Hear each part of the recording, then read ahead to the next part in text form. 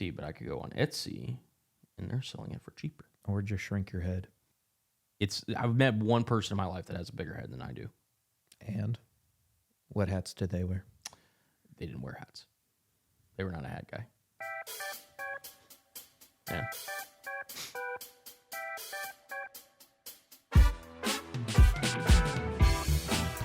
Welcome on into the Good Time Sports Podcast. I'm your host and producer today, Brendan Carson. Joined by me is Colin Brown, and we fired Andrew again. So he had a hot take about OU, so I said no more. I can't have this blasphemy on the pod. Dare we say Oklahoma is back? I'm not going to say that because then something catastrophic is going to happen. That's just a UT fan thing. So, on today's episode, we're going to get into some MLB, some F1, NHL, college football, NFL, and then enter on this day in sports. And big news, we're on YouTube now. Well, we'll be uploading audio on YouTube. Yes, this episode will be the first one So, on YouTube. hey YouTube, what's up? We're a Good Time Sports Podcast. We talk about sports and sometimes some other random stuff. Like head sizes, apparently. Hey, you got the biggest head. I do. It's a lot of empty space up there. Speaking of heads and hats, let's move it on over to baseball.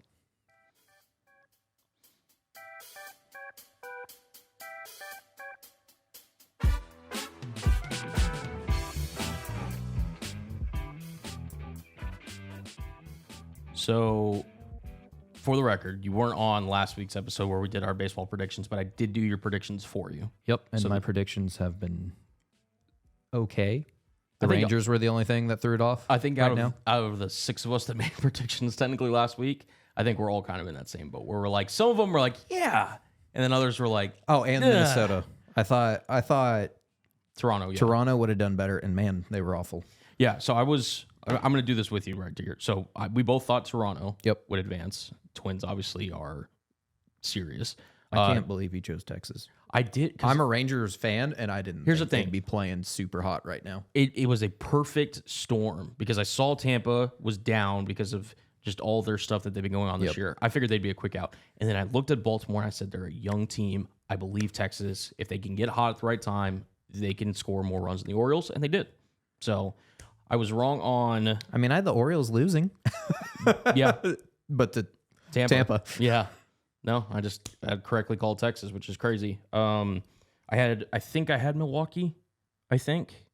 Interesting. And then Arizona, yeah, clearly. I had Arizona. Yeah. And then, Did I have? No, or did I had. Did I have Arizona? I can't even remember I don't now. know if you did or not. I know I sure did, but I think I had the Dodgers beating Arizona, if I remember correctly. I know I had Philly winning, So, so I'll take that. So I'm at least two right, maybe three. oh, don't I know had for Philly sure. winning too. Yeah, well, we all did. Yeah. It was. Yeah, I remember that. Yeah, because it was a 6-0 pick for Philly over Yeah. Miami, which was crazy because it was the only unanimous pick we had. Well, it's Miami. It's true. They It's don't- Miami. They don't have a whole lot at the moment. But speaking of playoffs, Yordan Alvarez is him, Yes. the new Mr. October. Lofty expectations for arguably the best hitter. 500 average or .500 average. He's 6 for 12, 4 home runs, Dude, 2 doubles, 6 RBIs. I saw somewhere, it may have been on like MLB Network, where, well, okay, yeah, that makes sense. That's They watched- literally why I was So- reading off the stats like that. right there. Well, no, they did something on MLB Network. I think it was before Game 2. If I forget when it was, but they were comparing his stats to prime David Ortiz, like when he first kind of came onto the scene and like his postseason stats and everything. And Yordan compares very, very well. Yeah. To David Ortiz. I don't know why people still pitch to him. Even Jeff Passan made multiple tweets like, "Why are you still pitching to Yordan?" As a Seattle Mariners fan, I can concur with that because that is not a decision that you should make lightly. But going back, Toronto got just blown out by the Twins. So Twins advanced. And that was without Byron Buxton as well. Yup. Carl, here's the thing. Who is also back now. Now, which that's insane because that could mean the Twins make a miraculous run that no one thought that they could potentially do after not winning a playoff series in God knows how long. Carlos Correa, I got to say it, when he is healthy and he is on the field, he is arguably a top 5 player in baseball. Yeah. You know this from his history in Houston. He has been, I think, so far, arguably the MVP of that Twins team. He's been insane so far. Yup. And he was a big reason why I had faith in the Twins winning that division at the beginning of the year. He's now showing his worth in the postseason, and now Where he's been multiple times. Yeah, and now he's showing that experience. He's leading a team that, like you said, doesn't have a lot of experience to a position now where they're 2 games away, from potentially making it to the ALCS. You know how wild it would be if the Twins take on the Rangers? That would be wild, but you know what would be wilder? It would be a Texas showdown. Oh, that'd just be... Yeah, and I would be concerned for the Rangers. Yeah. I think they have a better chance against the Twins than they would the Astros. See, I was asking some people this, because and for some reason, the Astros have the Rangers number. Well, but people were saying the same thing about the Twins. Like, the Twins had a really good record against the Rangers this year. So it's kind of like, I just think they can, just due to history and what I've seen every time, I just think it's better off to try to take on the Twins. Yeah. No, I mean, if I'm the Rangers, I would also agree with that sentiment. But if you ask, 'cause I was Ubering people last night to the Ranger game. And I was, taking them to Texan Live and the whole stadium and everything.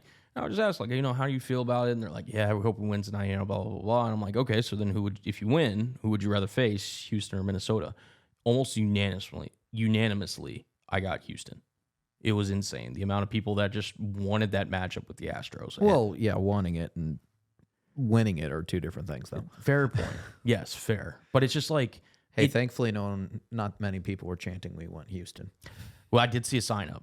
As it was on social media as the fans were leaving the ballpark. Some fan was holding it up, and it was like behind his head. Stop being the Yahoo that does that. It never goes well. There was one. I did see it, but that literally makes them win for some reason. But speaking of the Rangers, took on Tampa Bay, and Tampa looked bad, like real bad. So Rangers swept them. Yep. Moved on to Baltimore, where the Rangers also swept Baltimore.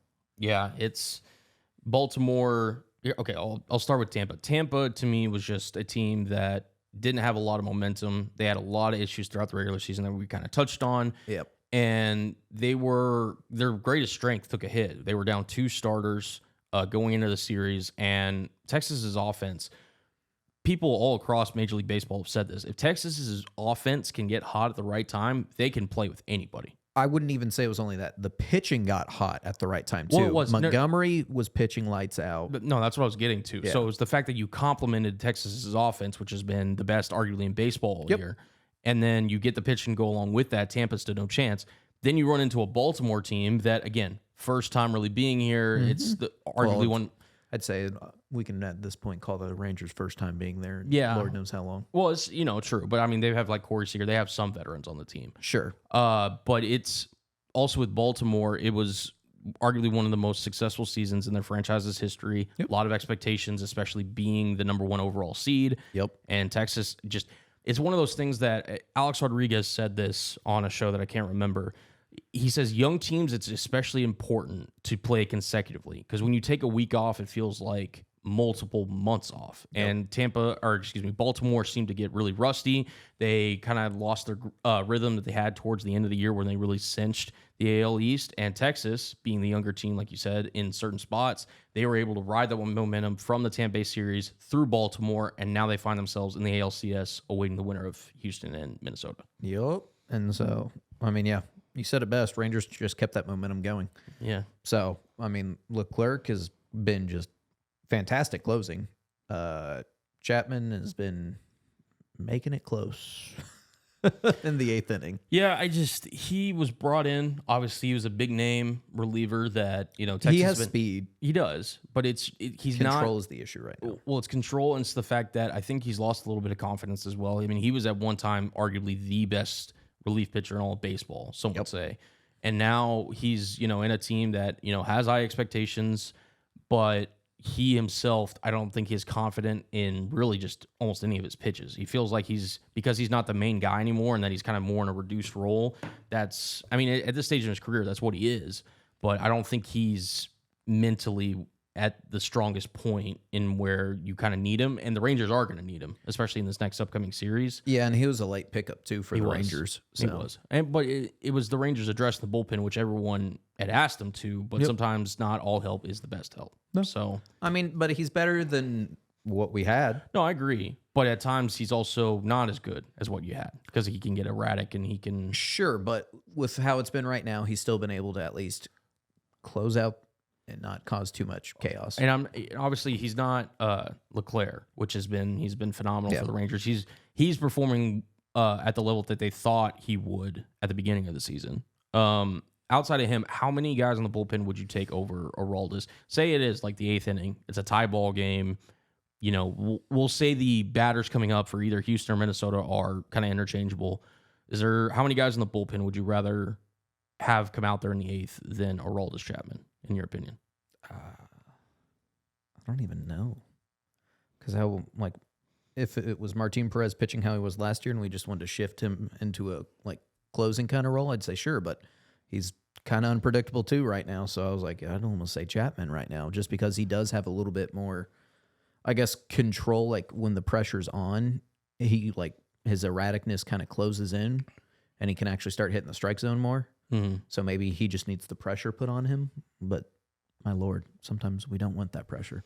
No, especially for a team every game matters at this point. Yep. I mean, here's the thing. When you're at this point too, the Rangers, it doesn't matter. Like, you are a contender. If you're in the Final Four, you are looked at as somebody that could viably challenge for a World Series championship. Excuse me. And every inning, every out, listen, if you ask Rangers fans, they understand the value of a strike in late game situations. So yes, we'll see, and that could be a decision that Bruce Bochy's going to have to make, in this next upcoming series, when he gets into the later stages, Montgomery, Eovaldi, they give you those great kind of starting points. Who's going to come in? Who does he trust in this spot? So it'll be interesting to see for sure. Yep. Moving on over from the Rangers, we'll cover Arizona. Arizona sweeps Milwaukee. Yeah, it was just better ball game altogether. It was better. Arizona. I very much, and you said this, and I'll give you credit. I very much underestimated Arizona's pitching. I thought Milwaukee would win that matchup fairly handily. I respect Zach Gallen and obviously Paul on Sewell. The books, Milwaukee has better pitching. That's what it looked like. Yep.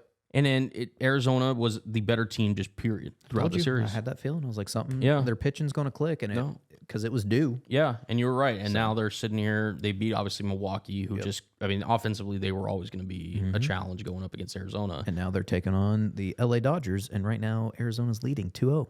You got to sit there and think, okay, the Dodgers, there's the levels of Moneyball in baseball is insane. Because the Dodgers, right, they really much kind of didn't go all in this year. Yes, they made some moves at the deadline to try to address some offensive issues at shortstop and whatnot. Yep. But with the injuries to Gavin Lux, Walker Buehler, and then Julio Urias' situation, all of that, right? They were down so much significant talent, but they were still talented enough to secure the number 2 seed, lock it up. And I think the Dodgers is focused, like their front office and potentially maybe even their management is not all on in this year because they're trying to potentially get Ohtani next year.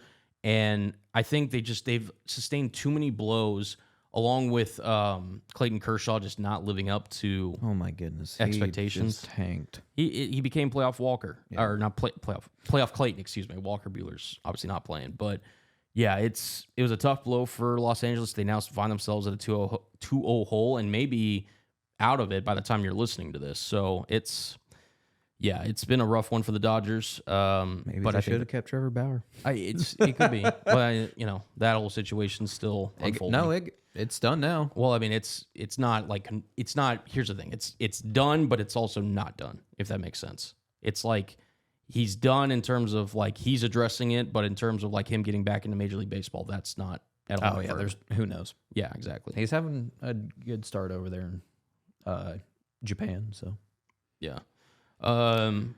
Moving on, the Phillies. Phillies, Bryce Harper. Whipped. God, you got to think there may not have been a better long-term investment than Bryce Harper to the Philadelphia Phillies. Yeah. He has completely changed that culture back around. Even in high school, he was dominant, and MLB knew it then. Well, yeah. And then he goes and plays what was it, JUCO ball. That way he can just like move right over real quick. Yeah. So and the fact that he took on a position change this year, really stepped into a leadership role from an injury. Yeah, from an injury. We all knew that he had this potential coming out, as you mentioned, out of high school. I think he was on the Sports Illustrated cover. At a very young age. He's definitely lived up to that, and now he's got Philadelphia in a potential another long run where they're taking on Atlanta, who they knocked off, I believe it was last year, in the same... Yes, I believe so. I don't know if it was the DS or the CS. Yeah, but now they're tied 1-1 at the time of recording this, and Philly could very well tip the scales with a win here tonight. Yep. So, like you said, tied up. It's good matchups all around. You got Houston playing tonight. I think is Arizona. Yeah, no, all three. All three of them are playing. So. Yep, other than Texas, obviously. Yeah, Texas gets to rest. So, yeah, which will help or hinder. Yeah, I guess only time will tell. I really hope it helps. Other than that, you got anything else with baseball? Nothing much other than this is the best time of year to be a baseball enjoyer, so enjoy it. The whole season is the best time of year to be a baseball enjoyer, sir. You're telling me that a game in May that you have a random fifth starter coming in just on a it's baseball, lukewarm baby. day. It's baseball. This is the best time. This right now, October baseball. The numbers don't lie, Brendan. Yeah, no, this is the time of year. Well, you know what else it's time for? What time is it? Some little F1.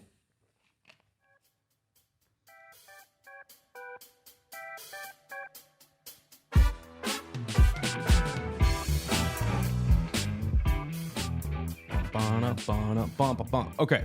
Cars go vroom. Cars go vroom. At Qatar. It's this race, right? So, Brennan, you know how we've kind of talked about, and for the most part, it's been like Max Verstappen wins. Why am I not surprised he got P1? Yeah. Well, actually, he didn't get P1 for the whole weekend because they, in a sprint format, in which case there's kind of a short race on Saturday before the actual race on Sunday, he did not win that one. Oscar Piastri, the young stud phenom rookie, actually took his first win in a sprint race for McLaren. He ended up finishing P2 in the regular race. The reason why this race, though, was so chaotic was multiple reasons, right? One, Qatar, right? They were racing. It was a night race. Conditions were insanely hot on the track and in the cockpit. Drivers left, right, and center were dealing with multiple physical kind of just dealings in the car. We had drivers throwing up in their helmets. We had drivers retiring due to not feeling well. We had drivers trying to see if they could get water splashed on them because the conditions were so hot. Multiple people were saying they had to go get checked into the medical center after the race because of how harsh the conditions were. And not to mention, just from a pure strategic standpoint, the FIA forced drivers to take 3 pit stops because they said the tires, quote unquote, would not last the stand of the track, and they were concerned for driver safety. So they mandated that the cars come in for at least 3 pit stops throughout the race. There was like a limit of 18 laps per stint. Excuse me. And yeah, it was an absolutely pleasure to watch. One of the best races of the season. We've gotten a lot of those, especially in the second half, which I've really enjoyed. But Max Verstappen still comes away. He is inevitable for his 49th career Grand Prix victory, followed by the 2 McLaren drivers, Oscar and Lando, rounding out the podium. This was an absolute just showcase of a race that you really got to see the harsh realities that the drivers sometimes put themselves through, and it was an absolutely pleasure to watch. Lewis Hamilton rarely made a mistake that cost him valuable points, and he took ownership after that. Lap one collision, with his teammate George Russell caused them both to spin out on turn 1 of the very first lap of the race. George ended up finishing P4, coming back in a really impressive drive. It was a heck of a race that, from multiple standpoints, I mean, you had drivers not being able to stay on the track limits because they were just, the lines were so blurred. You had, like I said, retirements due to just not feeling well. You had people just flying all over the track. Fernando Alonso, just plain and simple, just missed a turn at one point and just drove completely just off the track. Yeah, just an absolutely insane race from Formula One, and I'm still trying to just wrap my head around the whole weekend, to be honest. But it was one of those races where, if Brendan, I know you don't watch F1, if you would have watched this race, you would have been like fairly entertained. I felt during this whole throughout, because it was an actually close race. Yeah, I mean, not Max Verstappen just way ahead of people. No, and that's, I mean, due to all the conditions that I just mentioned, he only won, I believe, by just a little over 4 seconds, which in Formula One terms is a fairly close race. Max was in the lead, from lap 1 to the onset, but it was something that you were kind of confused as a fan, because multiple drivers had different strategies that were all going to be the same, but they weren't. And so you would sit there, and guys like, Alex Albon, you're sitting there, okay, is he in a really good position right now? What the heck? Is he pitted yet? Like, you had to like double check in your head, like, what was going on. And credit to, Max, he's still killing it. He probably will win every race, I feel like, through the rest of the season. But good Lord, Oscar Piastri, we haven't seen a rookie this good in probably more than a decade. I mean, the fact that he got a race win in it, granted a sprint, still a race win, finishing P2 ahead of his teammate Lando. He's phenomenal. He's probably going to be a future world champion and maybe a multi-world champion someday. And it's just a pleasure to see just some young talent just rise before your very eyes to the occasion. And I can't wait to see what the rest of his not only season but career looks like. So, the next race, ironically, is here in the United States. That's a couple weeks from now, so we'll preview that on next week's episode.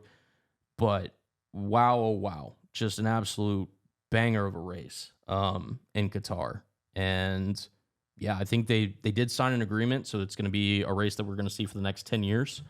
I would very much, for the driver safety and just the fact that so many of them had to get checked out by the medical center afterwards, maybe just move the race to a different time of year, because they were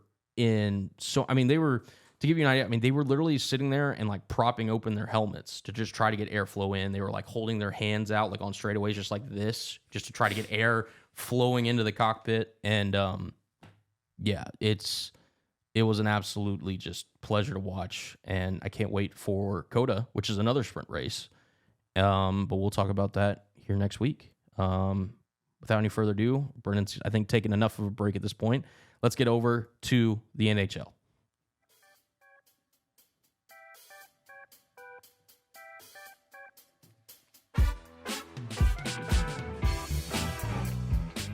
It is that time of year. Hockey season has started. The puck has dropped on the NHL season.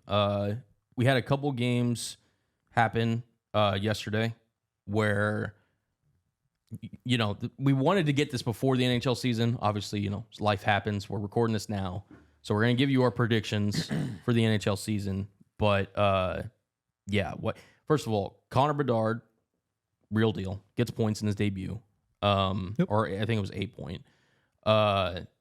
He looked really good. Chicago's got somebody that they can build their franchise around, which, why does it have to be Chicago again? Like, Chicago, why is it, out of all teams to get arguably the best prospect in however many years, why does it have to be Chicago? Vegas still looks legit. They absolutely pounded the Kraken last night 4-1. With a gnarly check. Yeah, it was one of those where Seattle, and again, speaking as a Kraken fan who brought his hat today, Seattle, I hope, can compete at some point for Stanley Cup. They are not at the level of Las Vegas at this current moment. No. So it's tough pill to swallow, and I think there will be some growing pains, and that, unfortunately, last night was a very big pain of growing. So, yep. So, like you kind of said, Vegas won over the Seattle Kraken. We had the Blackhawks, Chicago won. And then I think Tampa. Yes, Tampa was the other team. Yep. That won, given Pittsburgh their loss. So, yep.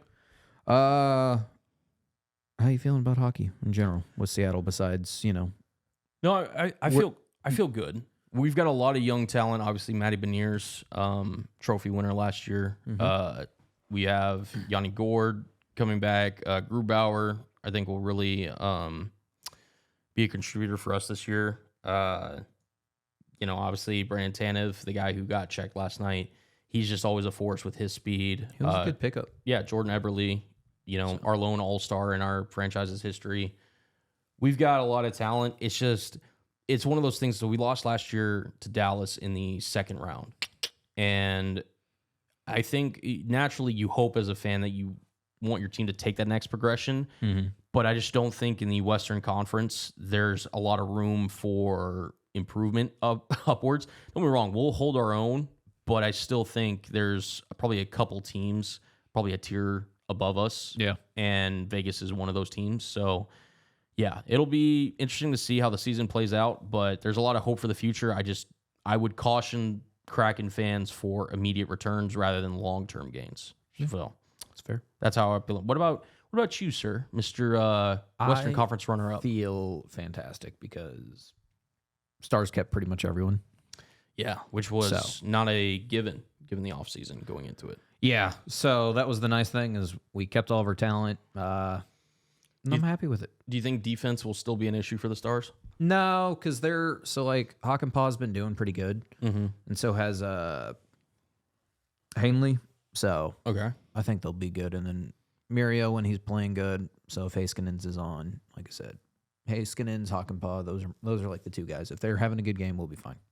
Interesting. Now, I would ask what our resident Las Vegas Golden Knights fan has to say about this, but he's not on the pod today. He's a Stars fan, I thought. Oh, we have video evidence suggesting otherwise. Mm-hmm. But no, I think Jason Robertson, he'll play great during the season again. So, do you think another 100-point season's in the works for him? Dude, I wish. I mean, what a coming out party! It's hard to say no because just from what I've seen him do, I don't want to say no because it's fun to watch. Mm-hmm. So, but who knows with hockey? That is true. Who knows? One year you could be really good, and the next year you could be struggling, and you're like, we hadn't lost anyone. What's happening? But no, I have good faith in the Stars. So, do we want to get into predictions? Or way too early predictions? Way too early predictions that are somehow late, but they're way too early. They're still too early. Sure. Let's get into it. Let's do it. All right. So we want to break it down. You want to start with the Western or you want to go Eastern? Which one? We'll start Eastern. Eastern? Yeah. All right. So we'll start with the Atlantic. You got Tampa. Mm. You got Toronto. Yep. Montreal. Yep. Florida. Mm-hmm. Buffalo. Mm-hmm. Detroit. Mm-hmm. Ottawa. Mm-hmm. And Boston. Yeah. I'm going to have to go Boston just because how phenomenal they did last year. It's hard to mess that up. Mm-hmm. Now, they did in playoffs. They did. I was about to say, it was hard until it was easy to mess it up. But right. I think they're still going to have a fantastic season. I think Tampa would be the only other team that's kind of that sneaky coming up behind them, but I'd still give it to Boston. So riding with them to win the division. I am. That's a fair pick. Boston obviously won the President's Trophy last year for having the NHL's best record in the regular season. Yep. I think I'm just going on a limb here. I don't think Boston's going to secure that many points, this time around. And I think it's actually going to be a really closer matchup. And I'm actually going to pick a team that has had their what should we call it? Had their shortcomings over the years as a franchise, and often gets poked fun. You're going to pick. I'm going to pick Toronto. I'm going to pick Toronto. It's not a bad pick. I like it. I think the Maple Leafs this year. Maybe a Canadian team can actually get it together. I think this year in the regular season they're going to come out focused. They're going to come out with a purpose. Play every night like it's their last. And I like the Maple Leafs this year to win the Atlantic Division. I respect it. Like I said, I like that pick too. So it's a good one. I mean, Boston, Tampa, Toronto, those are high up. Even Florida, man. Florida, man. Florida, man. Yeah. Florida man strikes again on the ice. Clearly. So Go Panther. Yeah, those are all really good. I think Buffalo's still just young, and they need work. There's a lot of teams that I feel like they have a bright future in this division, but I think it's a clear pecking order at the top. I like Tampa Bay, Boston, Toronto as kind of the main three, and then with Florida being a respectable kind of contender as well. Yep. Moving on over to the Metropolitan, we have the Washington Capitals, New York, New Jersey, Carolina, Columbus, Philadelphia, New York, and Pittsburgh. You want me to go first this time? Go for it. I'm going to roll with the New Jersey Devils as my pick to win this division.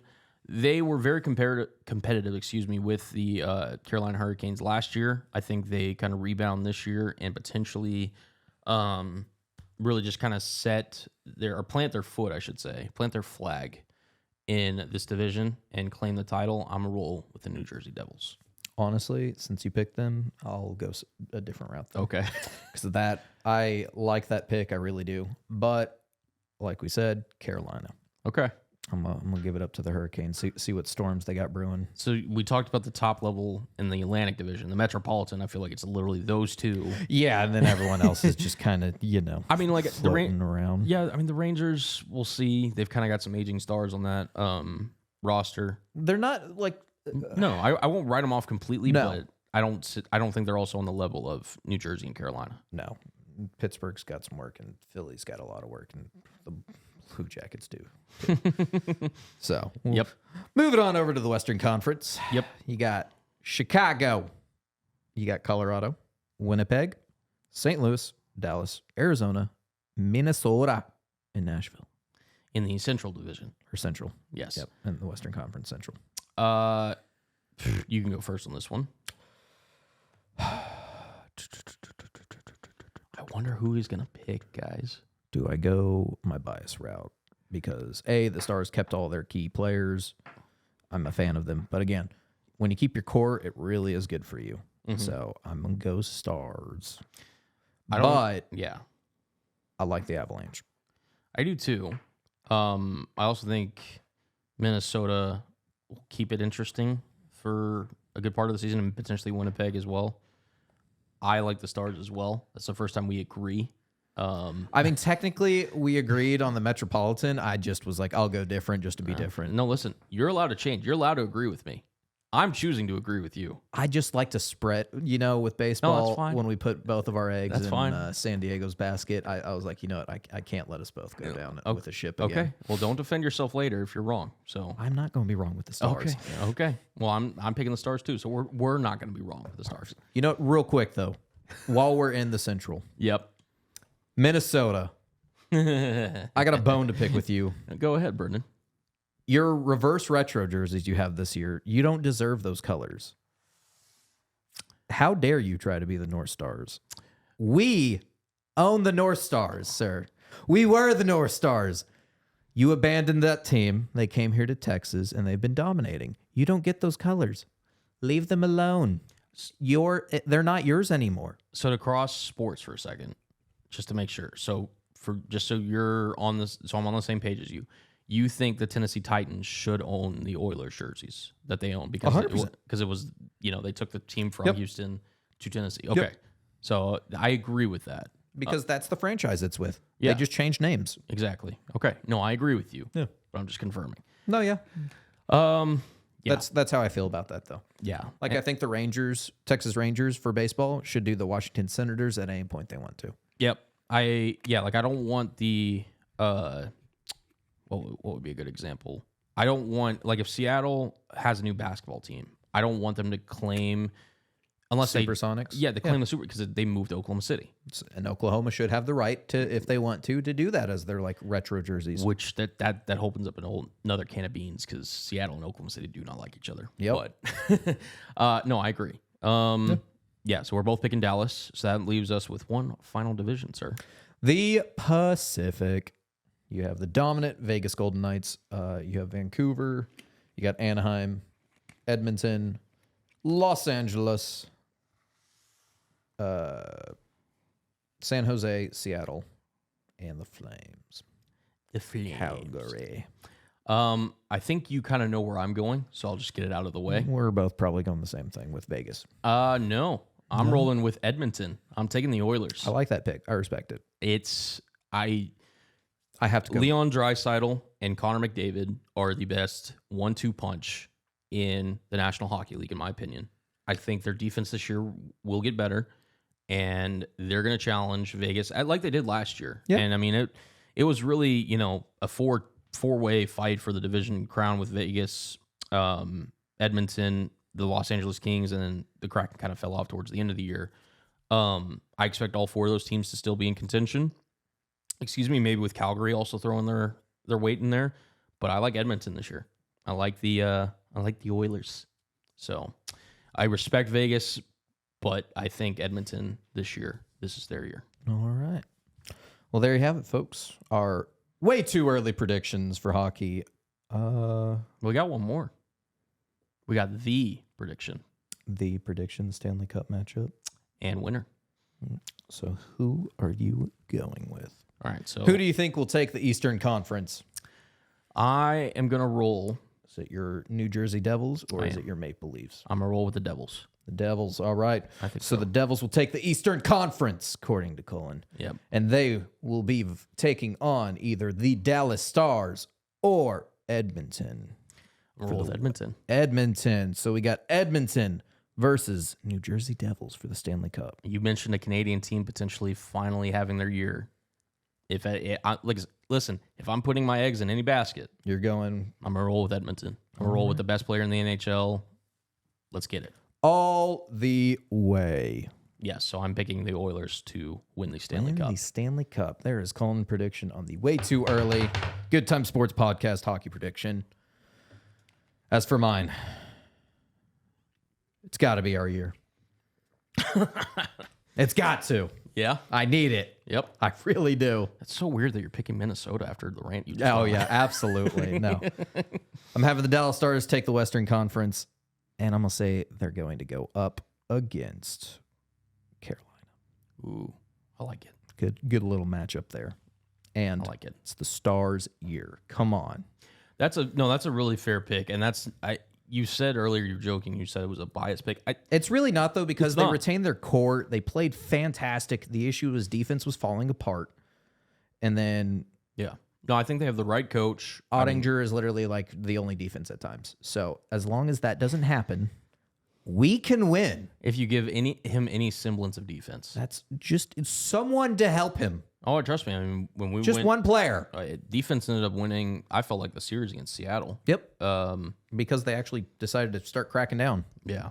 So you have Dallas over Carolina in your Stanley Cup for 2024. And if you disagree, how dare you? I know. How dare us have different opinions on a podcast where we talk about all this stuff? Yep. All right. So speaking on different opinions, get on over to college football because someone owes an apology.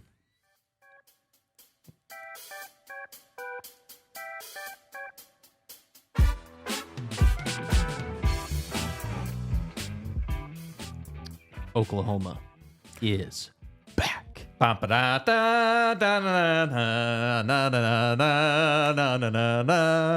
we're going to get into that game along with every other game that occurred over this past week and then preview, obviously, the next games. But first, let's run through the AP Top 25. AP Top 25. We've got, at number 1, the Georgia Bulldogs. Number 2, Michigan. Number 3, Ohio State. Number 4, Florida State. Number 5, Brendan's Oklahoma Sooners. Woo! Number 6, Penn State. Number 7, Washington. Number 8, Oregon. Number 9, Texas. Boo. Number 10, USC. Boo. Number 11, Alabama. Number 12, North Carolina. Number 13, Ole Miss. Number 14, Louisville. Number 15, Oregon State. 16, Utah. 17, Duke. 18, UCLA. 19, Washington State. Number 20, Tennessee. 21, Notre Dame. 22, LSU. 23, Kansas. 24, Kentucky. And rounding out the top 25 is the University of Miami. You started to sound like a little auctioneer there at the end. 24, 25. 25. That's the broadcaster in me. Yeah, so getting into now the games of the weekend, we'll kind of go, we'll save Brendan's game for the end. I mean, it was one of the bigger games. It was. For the whole weekend. So I think it was the biggest game personally. But yeah, it was. All right. Georgia took care. We'll go. Yeah, we'll just go in order of this thing. We'll just skip that one. Yeah. For the end. Yeah. So. Georgia took care of business. Kentucky, we said on the podcast that Kentucky potentially could make it a game. And listen, Boy, did they not. They did not. And I'll also give Georgia credit. I, along with many other people in the media, if we want to call ourselves media. I mean, we're a form of media at this point. Yeah, exactly. Right? We need to start getting our media creds. Yeah, I have mine, but Well, for the pod. yeah, there you go. There you go. Listen, we criticized Georgia, and we Don't say thought, we. Well, we in terms of, I said us in the media, or me in the media. I should say. You and the mainstream media. Well, it was us on the podcast a lot of the guys, because we were sitting there and we're like, hey man, Georgia, we need to see number one team material. I even made the case that Michigan should have been the number one overall team. But after this performance against Kentucky, they rightfully claim their spot and retain their spot at number one.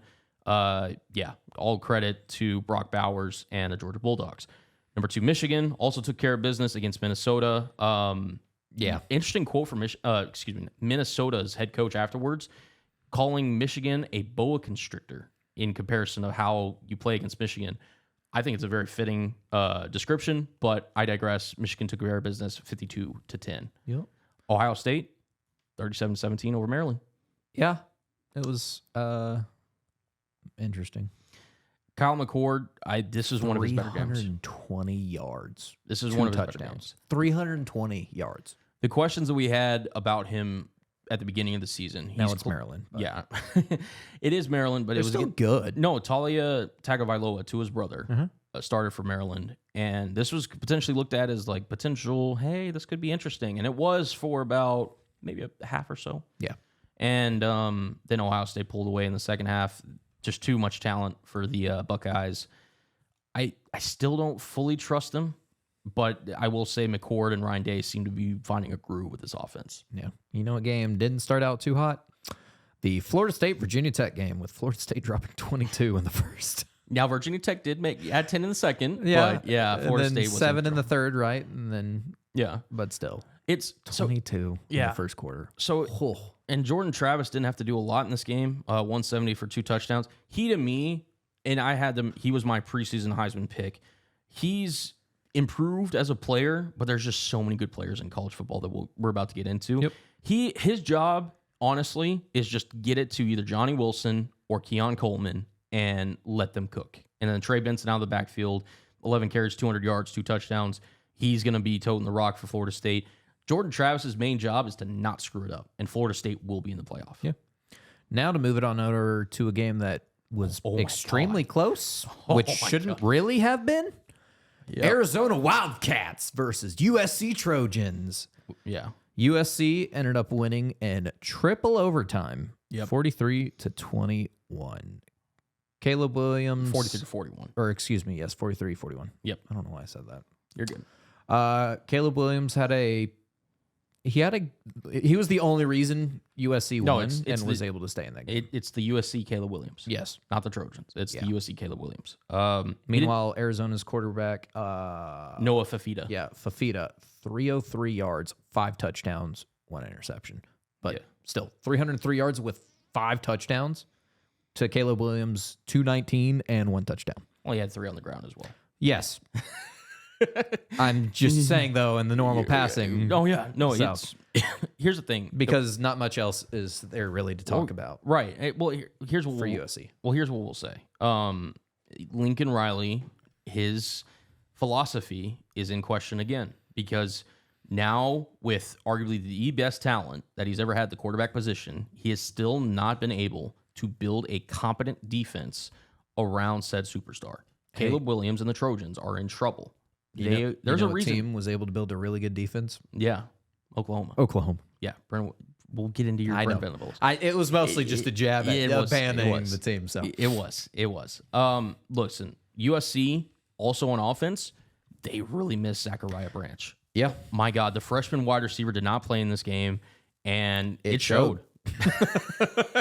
Jinx. Yep. Brendan Rice, obviously had a pretty good game, and they have complimentary guys, but he as a freshman just gives this offense so much juice. Even if he doesn't get as many touches as you would like, Caleb Williams had to be Superman. He had to be phenomenal. Literally on the game-winning 2-point conversion, that had to run it in himself. Yeah, on a very interesting design play, but ultimately worked out. He figured it out. Found a way to win. USC, there's a reason why they are ranked below one-loss Texas after this week. It's because the voters do not believe in this USC defense that now it seems like every week no matter who it is, will put points on the Trojans.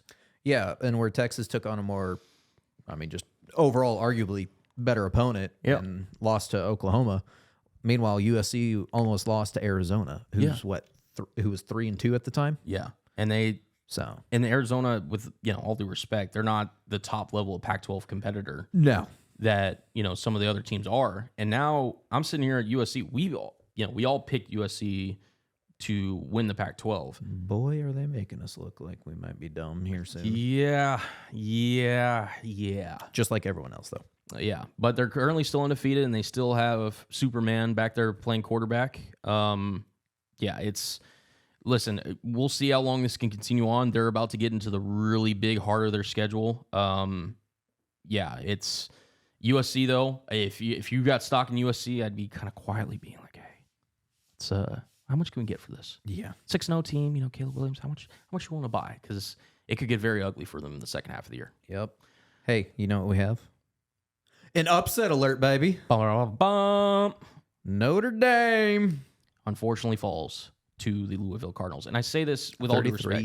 33-20. I'm a fan of Sam Hartman, the character. Last week, I don't know if you saw it versus Duke, where he kind of waited for Riley Leonard and out of the tunnel and everything. Hartman is, been in college football forever. He honestly, and I'm not the biggest fan of Notre Dame, like the football, program. Mm-hmm. Hartman makes me actually genuinely enjoy watching Notre Dame. Is the only reason I say that. Although, man, yeah, did it hurt to watch? It was tough. 254 yards, 2 touchdowns, 3 interceptions. Not Can't be having that. Jack Plummer on the other side for Louisville, 17 of 24 for 145 and a touchdown. He really just didn't mess it up for Jawar Jordan, who had 21 for 143 and 2 touchdowns. Louisville is one of these teams that, they really got in the transfer portal. They have really seemed to hit the ground running. They gel together, and I'm not going to lie, their rest of the season schedule, I was looking it up today, they don't have many potential losses on their schedule, and I think the last 3 undefeated teams are North Carolina, obviously Florida State, and Louisville. And now those teams aren't going to play each other for the rest of the year. They avoid each other. So it could be a very interesting, who's going to play each other in the ACC championship if all 3 of these teams remain undefeated. And Louisville has a very good chance of doing that, along with North Carolina and Florida State. Yep. So Louisville, get them on your radar, because they're going to be here for a minute. Another team that just should have won, but decided to make a game way closer than it needed to be. Alabama, Texas A&M. Texas A&M took the lead in the first half and just squandered it. Somehow Alabama was able to figure out a way, and Nick Saban pulled some Nick Saban magic, I guess. Here's the thing. That's dying there. But. So Texas A&M, right? They were out without their starting QB for the rest of the season after he suffered a lower leg injury. Yep. Max Johnson came in, did fine, all of that. Texas A&M, their really biggest strength was the ability to take away Alabama's running game. This was the worst performance by Alabama's rushing attack. Completely shut it down, basically. 100%. And a lot of people wrote Alabama off after not only losing to Texas, but also having that really close game with it's either USF. Yeah, I think it was South Florida. Yeah. But Jalen Milroe, to his credit, had arguably his best game as a starter for Alabama. He 21 of 33, 321, 3 touchdowns. Interception. Yeah, interception as well.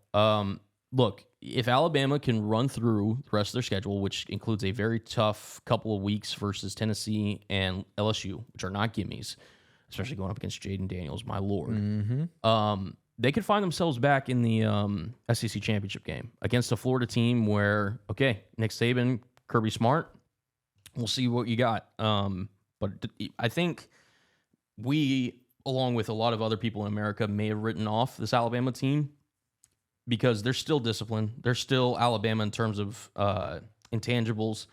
They could easily find themselves back into the top 10 late in the year. And, I never write off the Crimson Tide as long as Nick Saban's there. Nope.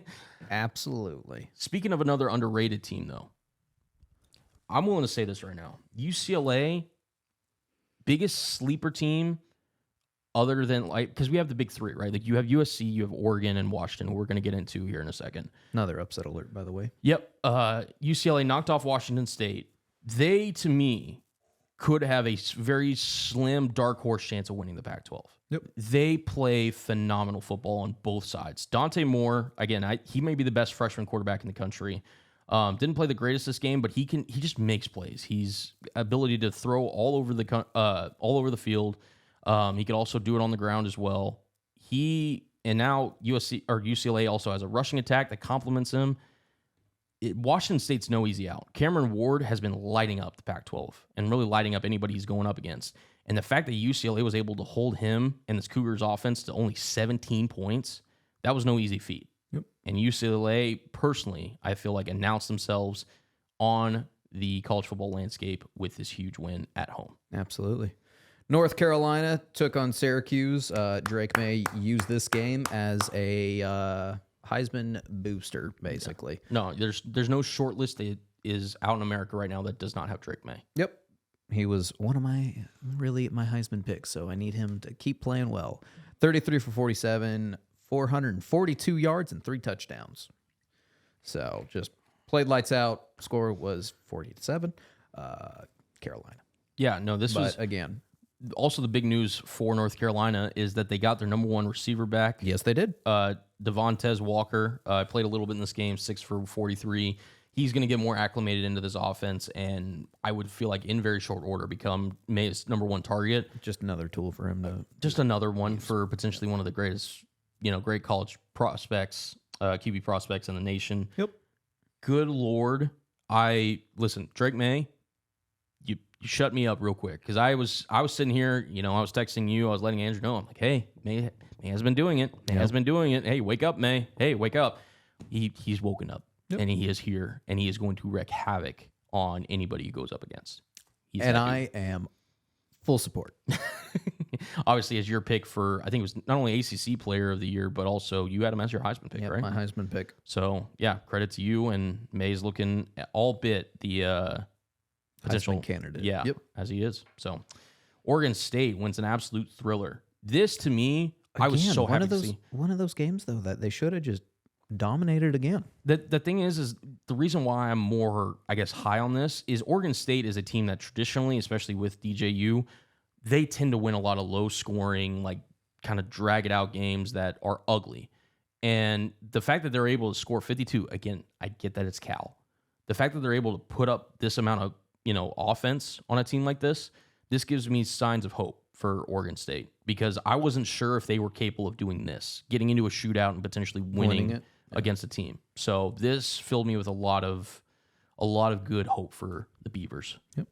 Moving on over to, again, this was a weird week. Another game that should have just been a blown out, but ended up not being. Ole Miss, Arkansas. Yeah. I mean, Ole Miss squeaking by victory 27-20. They were coming off a really emotional victory in a absolute thriller versus LSU last week. Yep. In which Jaden Daniels went crazy, but also Jackson Dart, and they kind of came down a little bit. And Arkansas, they're never going to be the SEC power, at least not this current iteration of them. But they'll play teams close. I mean, they'll give a good fight, make you play honest football, and they made Ole Miss play honest football. And ultimately, at the end of the day, the Rebels were able to get the victory. But yeah, this game should not have been a 7-point game by any means. Yep. Moving on over to the upset alert. Miami, what happened? Did you see this game, by the way? 23-20. I did not. Okay, so let me paint I was a little focused on another game. Yeah. Well, this one was a late night game, was it not? I was baseball and then work. Oh, okay, gotcha. There you go. Okay, so I've been singing the praises of Mario Cristobal ever since his win against Texas A&M, and I've said all year that Miami was kind of like my dark horse ACC team that I felt like could really make a push, and now, after this play that Mario Cristobal did, I want to just... It's like a wet sock. I want it off my body. I don't want to be anywhere associated with this thing after watching what just happened. Okay. This game was a lot closer. Like, again, that we've been talking about throughout these game recaps. And Miami got the ball late in the fourth quarter with the lead. All you have to do is kneel it out. Why do you not kneel? Instead, you want to run, have a fumble for them to recover. Yes. To then... turn it over, was it 2 plays for a touchdown? Yep. Yeah. I saw the end part because I was like, what do you mean Miami lost? And I just, I sat there and I was like, okay, so this is why, he's no longer at Oregon. I know, but when you have to go back to talk to the media and be like, yeah, I should have been more involved. What do you mean? You shouldn't have had to have been involved. Your team should just know to take a knee. Just take the win. Just take the W. What are you trying to accomplish? I don't you had boost stats? What are you doing? The players were openly criticizing the move. They were like, what the bleep are we doing? Yeah. This to me... Even as the quarterback, you should have just made an executive decision to just take the knee. Now, throughout the rest of the year, I'm going to be sitting there, and every time I see Miami in a potential game that they could win or even be remotely close in, I'm going to be thinking about this moment. I'm having second thoughts about a team that I really liked coming into the year, and they were showing promise. Yep. Just get the win versus Georgia Tech. This was an ugly game. Just get out of there. And they decided to run it, and as you mentioned, they fumbled it. I'm like, ugh. Like, I don't want... Ugh. Yep. God, that put a really sour taste in my mouth. I don't understand the decision making. I don't either. I don't think anyone does, and we'll never get an answer. No, not the real answer. Let's put it that way. Yeah, I don't. Did someone bet money? Like, it was insane. Yeah. Anyways, moving on over to upset, but not. I wouldn't really say it's a full blown. Yeah, upset because LSU. Yeah. Talent disparity, LSU should have won this game. Yes, which they did. 49-39. They didn't start off the greatest. No. Missouri came out swinging. Listen, Brady Cook's one of the better quarterbacks in the SEC, and he's shown why the Tigers should be taken seriously throughout the rest of the season. The interceptions didn't help, though. They didn't. And this was his first game against a real elite SEC defense. But to be fair, 411 yards. Yeah. And 2 touchdowns. No, that's what I'm saying. Your 2 touchdowns get overshadowed by your 2 interceptions. Yes, but it's just one of those things. He has a very capable arm. He, for the 100%. most part, is a good decision maker. Yep. And he just, unfortunately, in this game, came up in situations where a veteran, and I'm not saying he's not a veteran, but like a quarterback that kind of knows and is in the situation more often than not, makes the plays down the stretch that ultimately pulls out a victory at home. Mm-hmm. Now, granted, yes, you're going up against a talent disparity against LSU. Even in a down year, LSU has a more talented roster than Missouri. Yep. But Brady Cook, this was a game that we found out, who he is. And he's just not that level of player that we thought.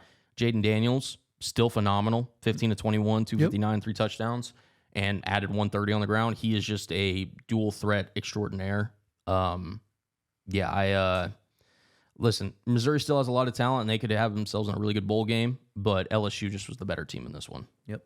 Moving on over to the next upset, Fresno State, Wyoming. Wyoming came out victorious 24-19. This is the moment where Andrew would come in and tell you how good Wyoming is. Yep, but he got fired because of his take about OU. Which we can now get into. Yes, we can. Boy, howdy. Texas coming in there, being the favorite on it. Everyone picking Texas. To be fair, besides Baker Mayfield. To be fair, I don't know if you listened to the pod last week. Andrew was the only one on the pod that picked Oklahoma in this matchup. And this man said, defenses can't win you championships. The lies.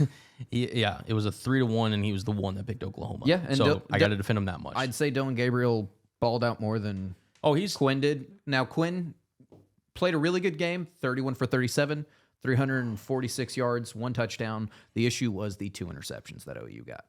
Well, it started the game. So also Gabriel, like we said with May, also should be on Heisman list as well. I have seen him on a lot of lists starting to pop up now. Yeah. So I like the respect he's getting. Yeah. So here's the thing. Ewers threw that first interception, which was god awful. Yep. No reason he should have taken the sack, whatever. The second interception, he threw it a little high to his tight end. Ultimately got bounced up in the air. OU came down with it. Yep. Again, just bad throws. It happens. Ewers then rebounded and had arguably one of his best performance from there on out. Mm-hmm. But Gabriel, it seemed like, was ready to take on the challenge. Decision making was fantastic. Yeah, his ability to scramble, which we knew he could do, it was on full display in this one. 113 yards and a touchdown. His runs are ultimately what really kind of broke the game for Oklahoma, because Texas played really good defense, in terms of like covering receivers downfield. Yep. But when they did play, good coverage, Gabriel was able to bust it loose and get first downs on 3rd and 8, 3rd and 5, and 3rd and 11. He led the team in rushing. So Walker was behind him with 15 carries, so 1 more carry than Gabriel, and only 46 yards. So they had the actual run game kind of shut down, but Gabriel was able to slip through and just, utilize it. Yeah. Right. When you're so focused on his arm, he's able to show you that he's got the footwear, the speed right, to really make plays. And their offense, so it kind of died down a little bit, and it allowed Texas to not only get back into the game, but ultimately take the lead with less than a minute and a half remaining. And Gabriel had what I simply call a Heisman caliber drive. Yep. In which he took the ball down into Texas territory in less than 20 seconds, damn near. Yep. And then ultimately in the back of the end zone found Nick Anderson for his one reception of the day. Yep. But it was ultimately the biggest reception. It's the one you need, baby. And that put the Oklahoma Sooners on top as they win 34-30 over the Longhorns. Here's what I'll say about the future of this game, because they're going to meet again. I also want to talk about real quick, though, Farouk. Okay. 5 receptions, 130 yards. Oh, this was his coming out game. Yes. Yeah, it was. I mean, out of all the games to choose, God bless you, sir. Yeah. Well, they needed somebody to step up because Drake Stoops was able to kind of pick up the chains, did a lot of the slot work. Farouk was the guy on the outside. 100%. That they went deep and, consistently to. Gabriel really trusted him. They found a chemistry that they liked, and he caught, again, a couple balls down the sideline to get them into range to score versus Texas. And then also, give shout out where it's due. The defense, fantastic. So, this was 5 sacks. Yeah, this was a performance that, again, you give up 30 points. You're not necessarily like enthralled with it, but given Texas and their talent, you'll take that every day of the week. Absolutely. But yeah, so look, future of this game, right? I think they're going to meet again, because this was matchup number 119 in the series. Mm-hmm. I think 120 is going to happen in the Big 12 championship game. Okay. And this could be, given what happens within the Pac-12 and the ACC, and who knows what happens in the Big 10, or, if Georgia somehow slips up, this could be a matchup that potentially sends one of these teams to the college football playoff. Because if you're Oklahoma, right, you're projected, unless something happens with Bedlam, for the most part, Oklahoma's projected to win out the rest of the year. They do not have a strong schedule on the back end. Texas, meanwhile, again, kind of similar. If they maybe slip up versus, I don't know, maybe a Texas Tech or another opponent, they're projected to win out the rest of the season as well. So if you just have these two teams, one loss Texas go up against undefeated Oklahoma, again, it's one of those situations now where Texas, if they avenge their only loss, they'll get priority over Oklahoma. If Oklahoma obviously wins and beats Texas twice, they're going to get in because they'll be undefeated conference champ at that point. You kind of have to get in at that point. Oklahoma, it's one of those where Oklahoma did good and they deserve respect in terms of, the college football landscape, which they are. They're now team Andrew. 5. But Oklahoma still, in terms of, I think, reaching the goals that they hopefully want to reach, which is making the college football playoff and seeing what you do when you get there, they need to win out. Because I think if they even have one slip up, that could really potentially threaten their chances, even if they do beat Texas later in the year. So honestly, their worst now is they're going to make a really good bowl game. I think that's the worst outcome for them. Yep. But we'll see what Dylan Gabriel and crew have in store for us. Yep. Moving on over to this weekend's matchups as well. So what do we got on here? Let's see here. West Virginia, Houston is on Thursday. Mm-hmm. Colorado on Friday takes on Stanford. Colorado, if they win this game, because they're 4-2, so they're a couple wins away from becoming bowl eligible. Yeah, this needs to be a W. Yeah, this needs to be a W because there's not a lot of gimmies on Colorado's schedule. This is potentially one of them. Take care of business against the Buffaloes. Yep, absolutely. Moving on over, you got Georgia versus Vanderbilt, Michigan versus Indiana, Ohio State, Purdue, Florida State, Syracuse, Alabama, Arkansas. Could Might be a good matchup. Could be. Arkansas could make it interesting. Let's see here. Michigan State, Rutgers. Ooh, Iowa State. That might be a good one. Iowa State who, sorry?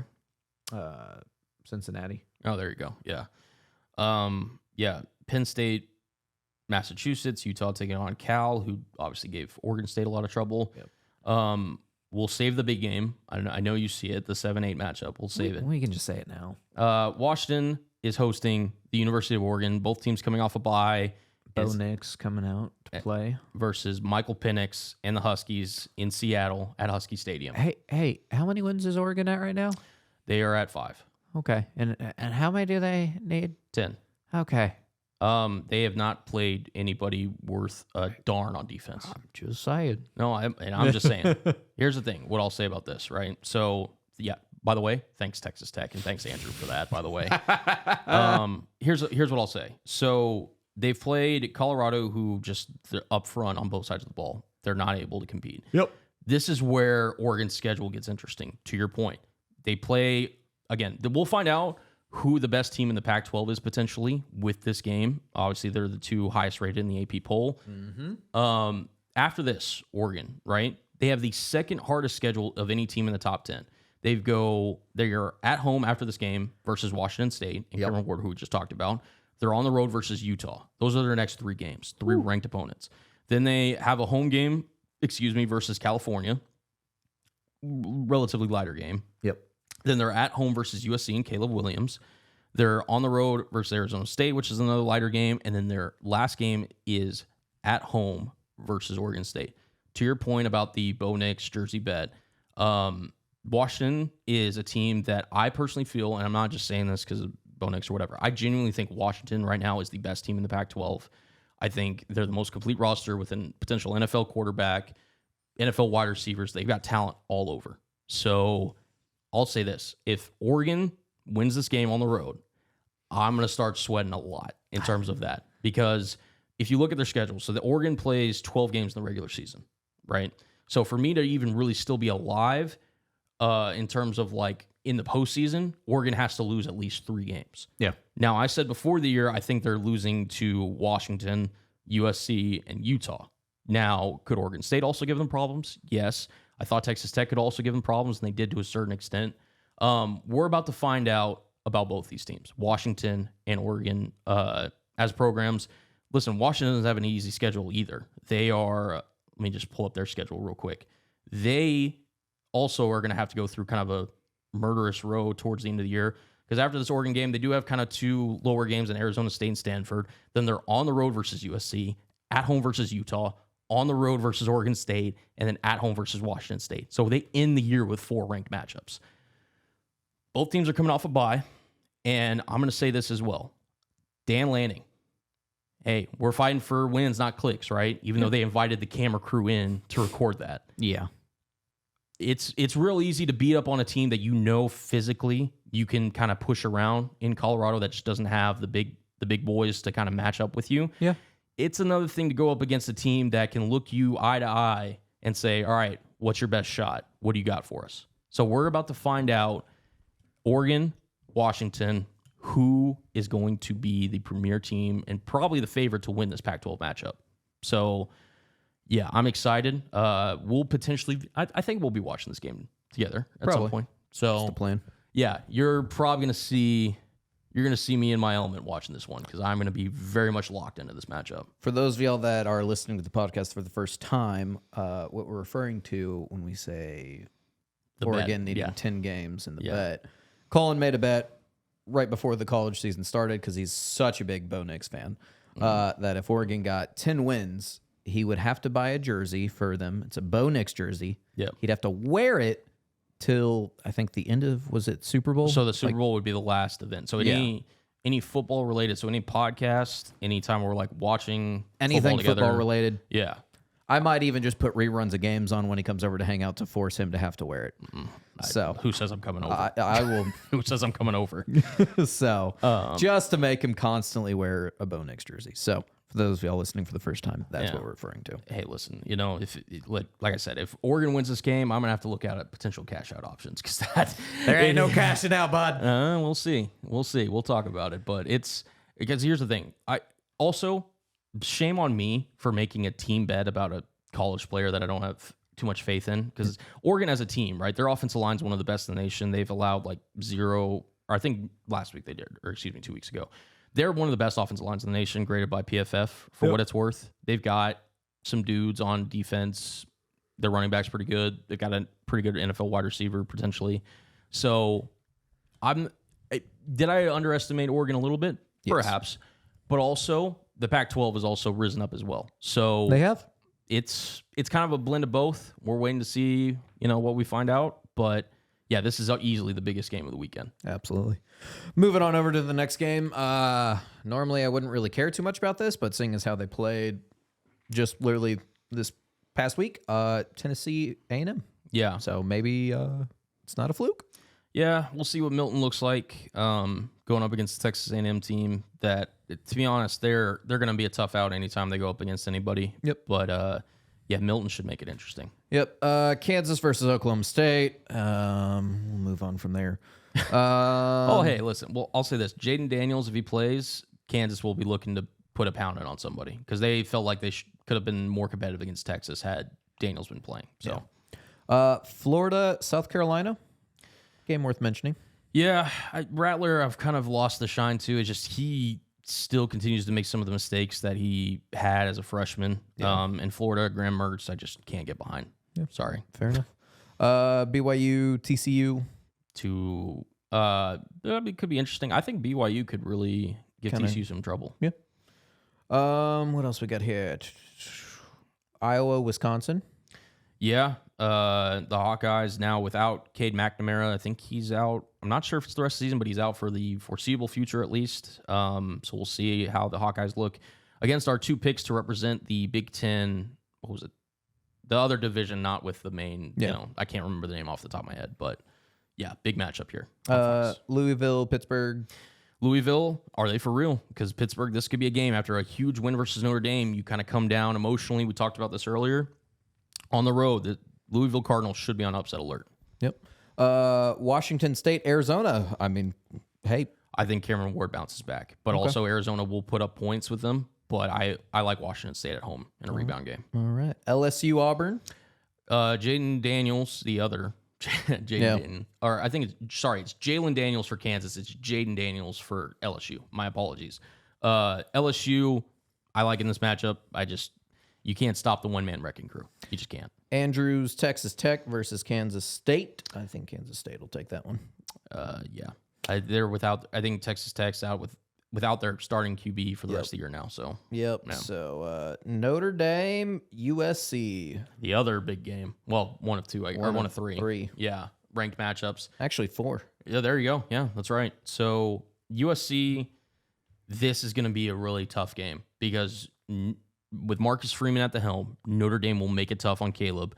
Now, offensively, Hartman's got to play a clean game. We talked about the interceptions in this past week versus Louisville. Audric Estime, the running back for Notre Dame, he's an absolute beast and could really kind of enforce his will. This is a sneaky game for USC, and we talked about upset alert. This is a team I would argue is on the biggest upset alert because if they do not play their A game, Notre Dame will win in South Bend. Yep. Fair enough. Yeah. Drake May and the Tar Heels will take on the U. I think so. These are both our surprising teams going into the season. I obviously, like I said, like a wet sock. I don't want to be anywhere near Miami right now. And I think Drake May is playing arguably the best ball of his life right now. I like North Carolina, but look, this is one of those games. Mario Cristobal, if you somehow make this game competitive, that is your testament to you as a coach. Because I think after that one, players are starting to look at him sideways in the locker room. Yeah, it'll be a you need to win to recover, basically. Exactly. Kentucky takes on Missouri. This could be a matchup for potentially who could challenge Georgia in terms of like that division. Yep.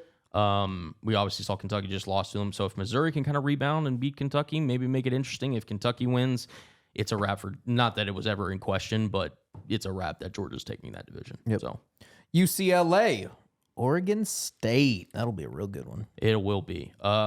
It'll come down to, again, if we get DJ Ugalele from this past week against Cal, Oregon State will win this game at home. If Dante Moore plays lights out and UCLA's defense lives up to the capabilities, they could go on a potential run here because this is their one ranked matchup that they have up until they play USC at the end of the year. Watch out, man. I'm telling you, the Bruins, they're for real. Yep. And then we have Duke, NC State. Yeah, Duke without Riley Leonard, who is going to be out for a little bit with his, I believe it's his ankle injury. We'll see what Duke looks like. They're going to be a tough team, but NC State, you never know. Give them little trouble there. Little trouble. And then to finish it off, forgot to mention this earlier. Collins, North Texas versus Temple. God, I hope we win. God, I hope we win. It's been a rough year. It's a transitional year, but yeah, if we have any hope of getting a bowl game, we need to win versus Temple. Well, that about does it for college football, unless you got something else for us. Nope. Let's take it over to the big leagues.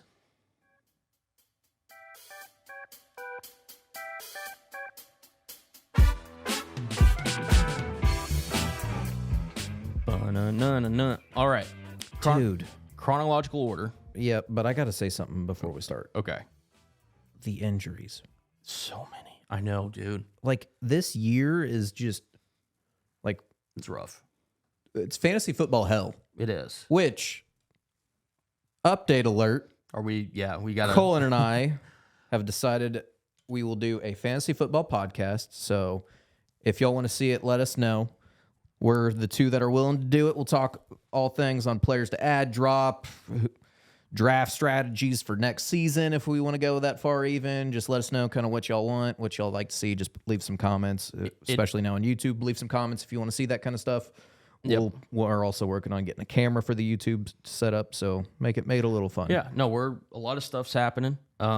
We are kind of jumping into it towards the middle of the year, so it's going to be kind of... yeah, and that's why it'll be a tester kind of feel for everyone. It'll help us find our footing, help us find our flow. So bear with us, because again, I mean, it's going to be a little different than the Good Times Sports podcast. So Good Time Fantasy Football will be a little different. So is that what we're officially calling it? Good Times Fantasy Football? Good Times Fantasy Football. Yeah. Okay. It's part of the Good Times Entertainment company. So the whole umbrella. Yep. All right. So starting off with week 5 of this NFL season, and Justin Fields, have yourself a day. But not just Justin Fields. DJ Moore. 230 yards on 8 receptions for 3 touchdowns. Fields had 4, including 1 to Cole Kmet. He had 230 yards to DJ Moore, as I just mentioned. He had 52 yards to every other receiver. As Chicago on the road, Thursday Night Football, get their first win in 347 days. Goodness gracious. My God. And Sam Howell, Washington ultimately just did not get off to a great start in the first half. Really seemed to bite them. They had a couple of missed shots downfield. Yep. One was, I think, to De'Ami Brown. They had a touchdown like go right through his hands. Yep. Washington didn't play their A game, and Chicago came out, and it seems like Justin Fields has finally figured out kind of the offense and kind of is getting into rhythm a little bit. Look, I'm not saying how many games Chicago could win because they're not a talented football team. Let's just be honest. Yeah. But this was a game that Chicago needed to win to get off the snide, and credit to them because they went on the road and won decisively versus a Washington team that, you know, was coming off a rough divisional loss versus Philly the previous Sunday. Mm-hmm. Short week. But yeah, credit to Chicago. And shout out to DJ Moore. Speaking of fantasy football, good Lord. Apparently it didn't help Robert enough versus me. Yeah. I somehow still won with him dropping 49 points on me with one player. Shout out to fantasy, or not fantasy. Shout out to Good Time Sports guest Also- Robert Faree. Also Justin Fields. Yeah. He had himself a day in fantasy too. Yeah, he did on my bench. So, yeah, love that. Although to be fair, he wasn't doing To be much. fair.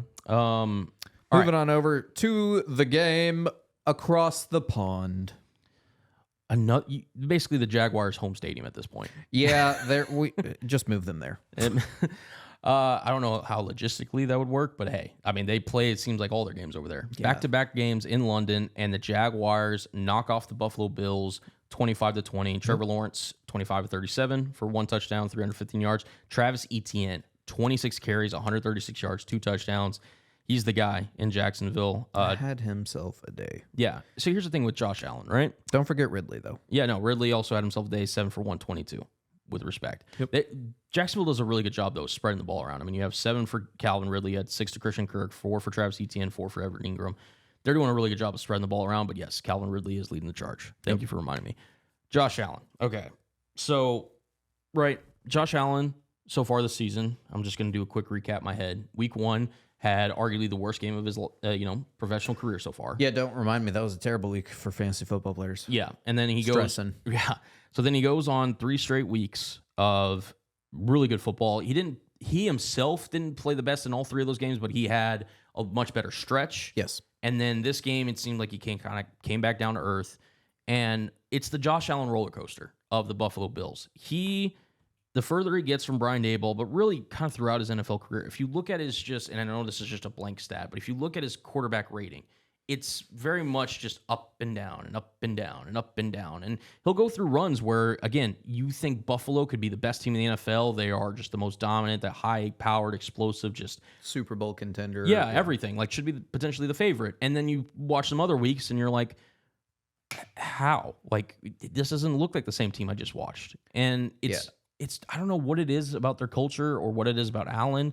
He just can never seem to put just a really good stretch together. It's always like, elite, bad, pretty good, good. Like, just, it's never consistent football from him. Well, and what's hilarious, right? He goes 27 for 40. Yep.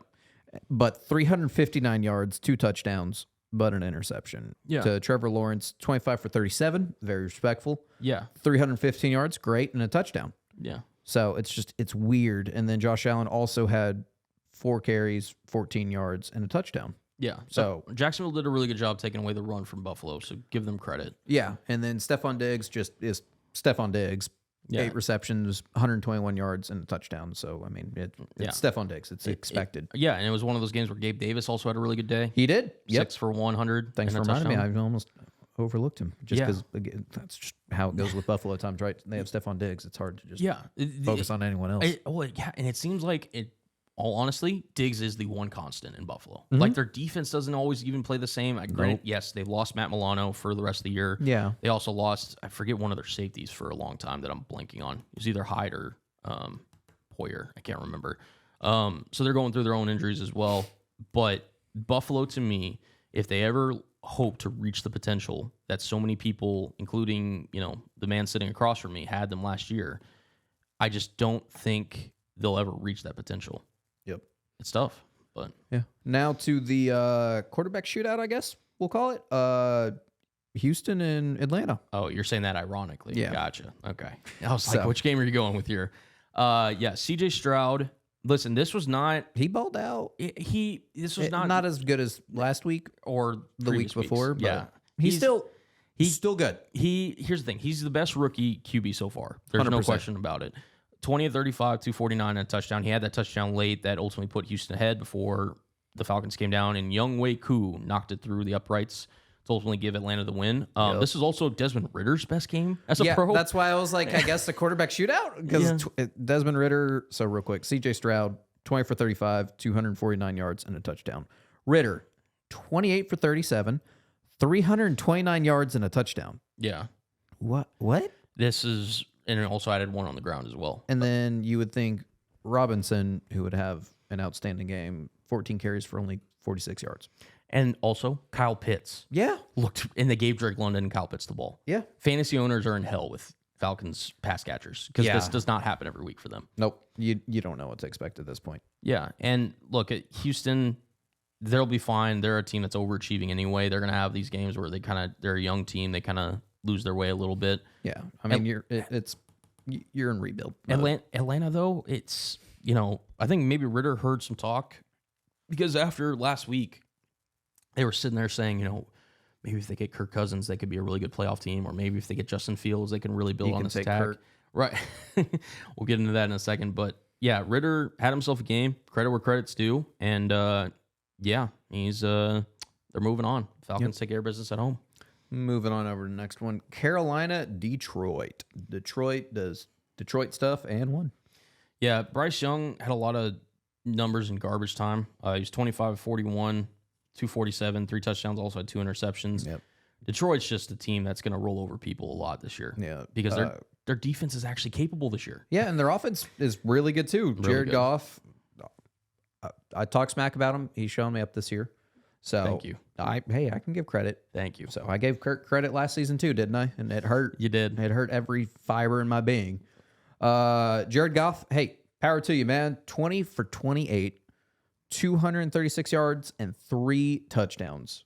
Also had a touchdown on the ground as well. Yep, also had 1 on the ground. You know who else had a game as well? David Montgomery.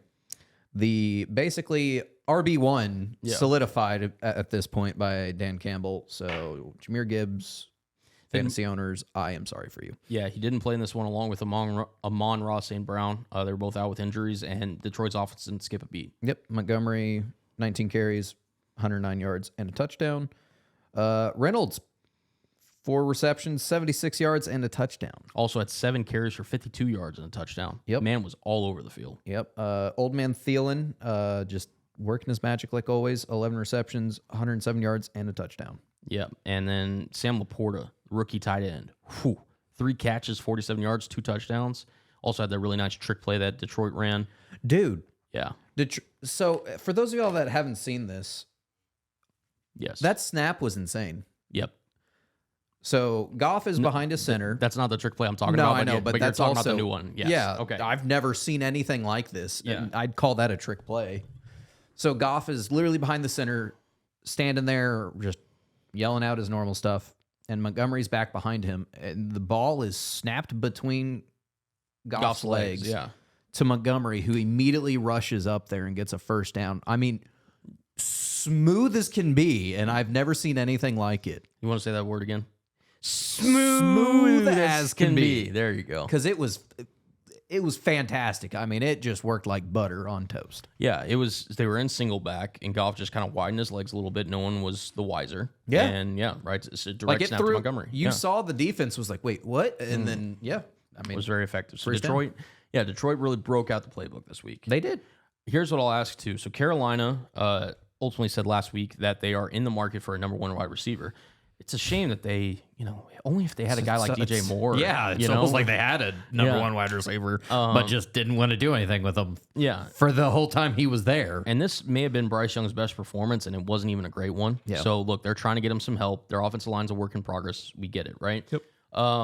If you're Carolina, tell me how you think about this. So, I was more confident last week, but then Cincinnati took care of business. I was really high on them getting T. Higgins. He's on the last year of his deal. You just paid Joe Burrow. You're going to have to pay Jamar Chase. And if you pay T. Higgins what he's worth, that's a lot of money allocated to, You're up a creek without a paddle. Exactly. So I thought T. Higgins could be a potential option. Now, again, what would that potentially cost? And again, Cincinnati may still feel they can make a deep playoff run because they're only 1 game back in the division themselves. Who do you think could be a potential trade target for Carolina, in your opinion? Since we're on the subject, Man, I'm trying to think who would even.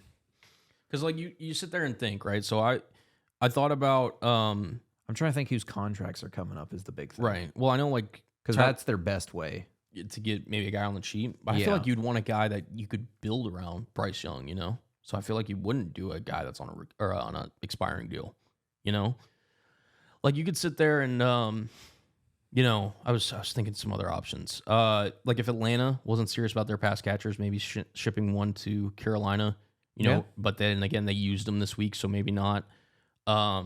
If you're, let's see, I'm drawing a blank. Maybe one of Green Bay's receivers, you could potentially ship somebody to Carolina.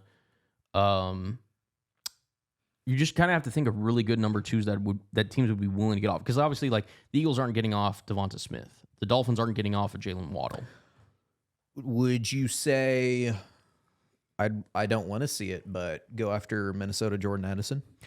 For most other teams, arguably, he would probably be a number 1 wide receiver. I don't think Minnesota would do that because I don't think either, but I think if anything, KJ Osborne, but Osborne I don't think is the number 1 caliber guy. He is so with JJ being out. Right. And especially now. We'll get into that here in a minute. I don't want to go too much into my thought process on that stuff. Yeah. I mean, it's just, you kind of have to sit there and you think, okay, maybe one of Denver's receivers, Cortland Sutton, Jerry Jeudy. Yeah. I could see going after Sutton or Jeudy. Yeah. Like that could be a potential option. Yeah. You sit there and think maybe Scary Terry. Well, again, if Washington would be willing to, but even then, he's one of their most reliable. Yeah, I don't know if they'd be willing to, because they just recently paid Scary too. So I don't know if they'd, unless he tried to get away from the contract.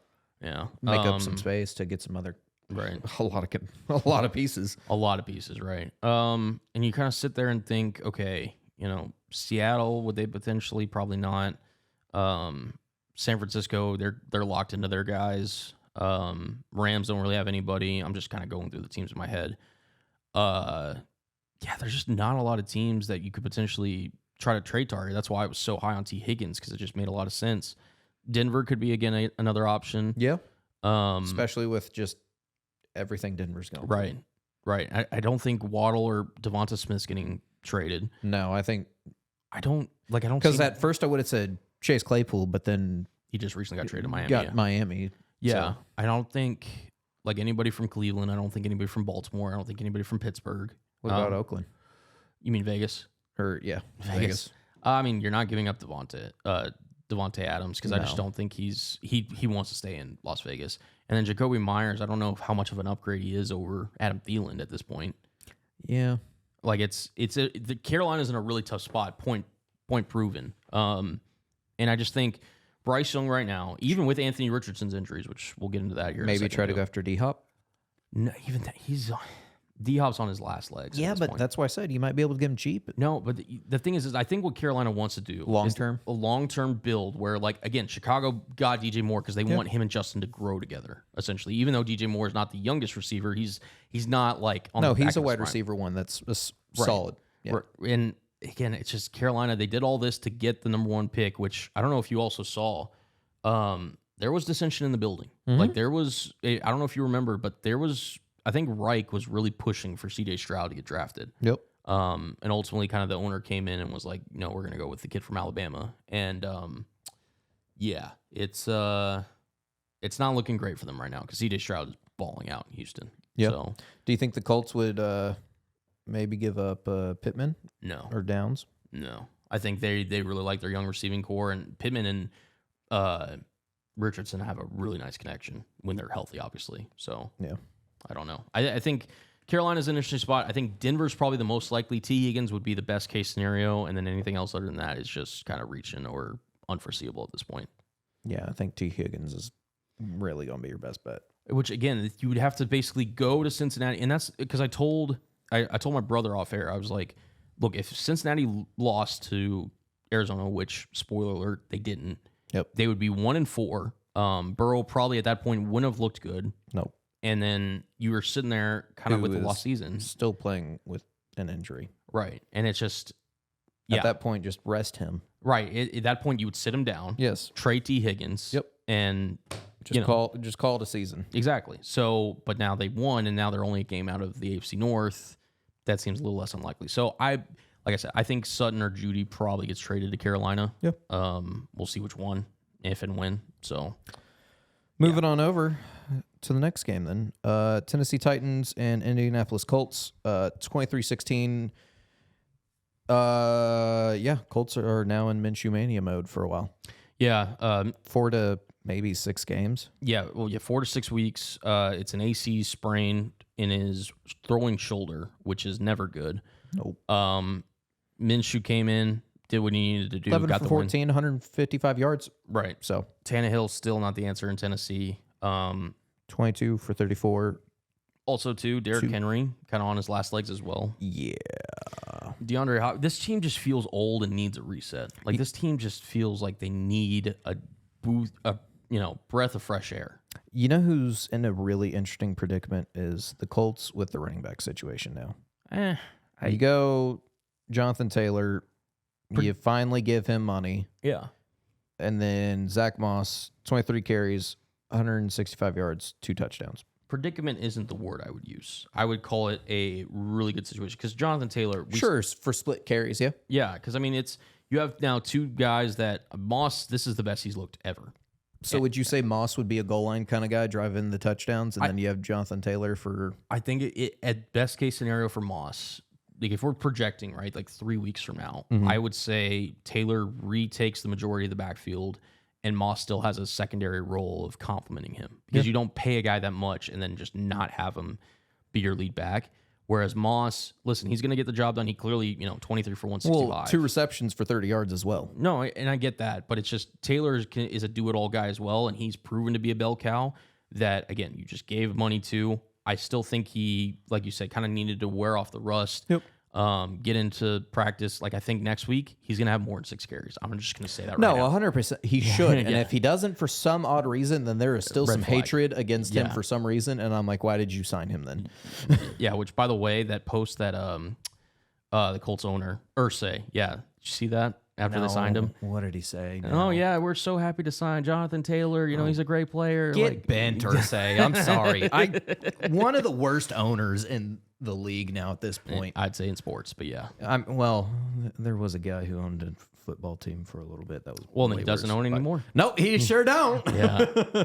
But yeah, I think Indy's in a really good situation, and now with Minshew kind of taking over, you're not throwing all the expectations on him because, again, you have 2 running backs, and you have a really capable group of wide receivers. Yeah. Indy's not out of it by any means. Nope. So. Yeah. So that about does it. Tannehill is just washed. Be retired. Moving on over. Dolphins, Giants. Giants again without Saquon, so not much of a run game going on there. And then not much of a quarterback situation going on there. Daniel Jones. The thing is 14 for 20, yeah, 119 yards. Yeah, no, this is not a great game for the Giants offense. That, again, why did you prioritize giving Daniel Jones the football when in last year you clearly showed you are not willing to give full trust in the offense to Daniel Jones? Yep. It makes no sense. And Dayball's literally sitting up there throwing his hands up on the sidelines like, what are you doing? What are you looking at? This is not a typical Daniel Jones game in terms of like he had like a turnover or anything, but he just did not look impressive whatsoever.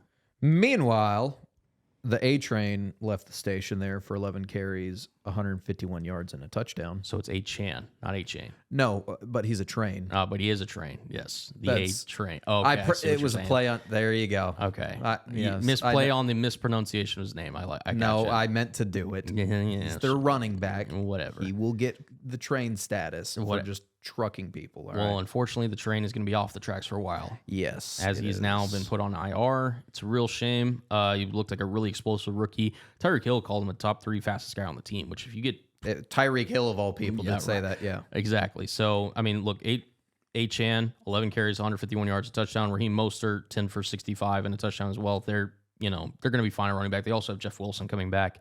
They're fine at running back. Yeah. Tyreek Hill did Tyreek Hill things like he should. 8 receptions, 181 yards, and a touchdown. So here's what I'll say too. So Tua, 22 of 30, 308, 2 touchdowns, 2 interceptions. I get it, right? Like Tua is having a good year, but those 2 interceptions, Brendan, if you watch that game, those were bad interceptions. I'm not denying that, but let me get through it. Okay. The first one, he was in the red zone. I don't know what he was looking at. It was not as bad as Quinn Ewers, but it was in the vicinity because he threw that into traffic, got batted up, interception. Giants take it away for a pick 6. Yep. The next interception, again, what is he thinking? He just needs to take the sack. He overthrows a drag route that the Giants pick off, and they run it decently down. My point with Tua is, right, and we've got into it with Brock Purdy a couple weeks ago when you were on the pod.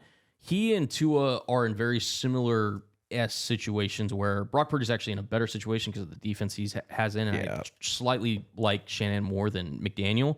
But Tua is in a spot, right, where they're getting the most out of Tua, clearly. He's surrounded by Tyreek Hill, Jalen Waddle, great running game, brilliant offensive, minded head coach. Yep. Just enough of the defense to also back him up, right? He, to me, still has these moments where it's just like, right when you think like, okay, you're just fully like, Colin, you were completely wrong about this guy. He does stuff like this where you're just like, I don't love that. I don't. And he had a pretty good day overall. I'm not saying he had a bad day by any means, but what I wonder is when you have to sit there and pay him, right? And he could be paid after this season. Yep.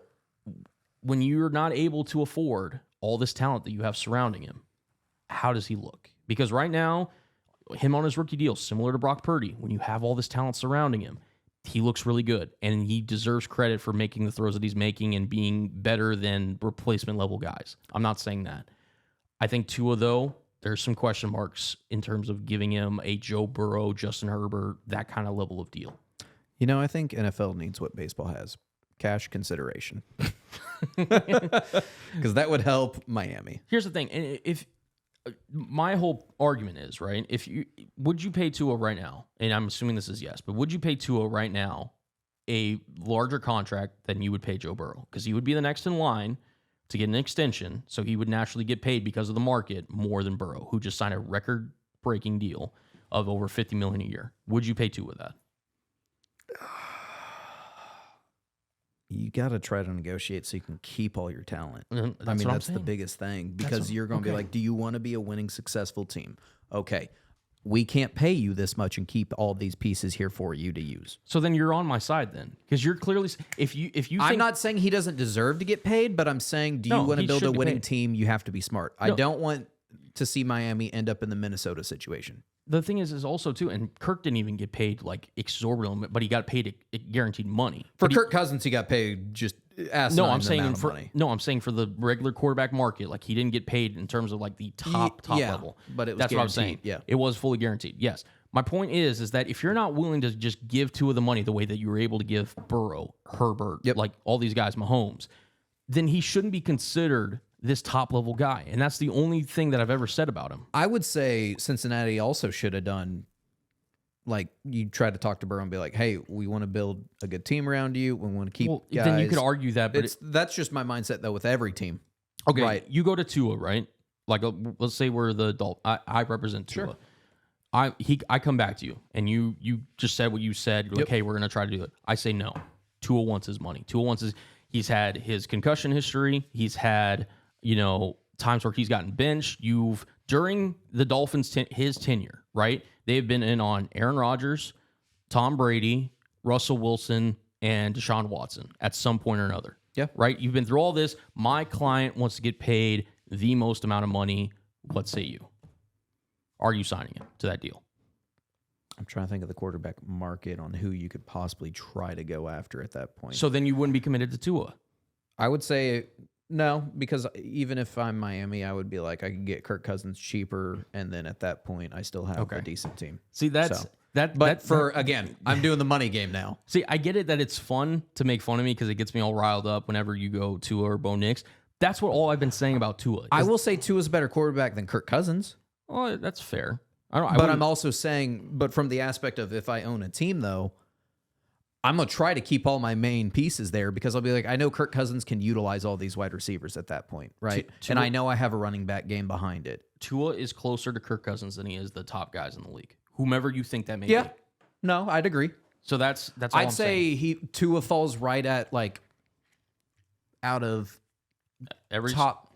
He falls out of the top 5. I'd say throw him at like 8, maybe. Like I said, I disagree, but even then, you get to a certain point. And I don't know. I don't think he's that guy. He deserves to be in the MVP. I said it in the podcast over the past few weeks. He deserves to be in the MVP conversation. And Bo Nix deserves to be in the Heisman conversation for how they played so far. Yeah. My whole point is that I don't think they're the top level echelon of their respective sports. And I say we agree to disagree. Okay. Well, it's going to be a constant agree to disagree. 100%. Like I said, it'll be very interesting because if Tua finishes the year, let's say, because he, by the way, still haven't seen Tua in a playoff game. Yeah. For the record. We haven't.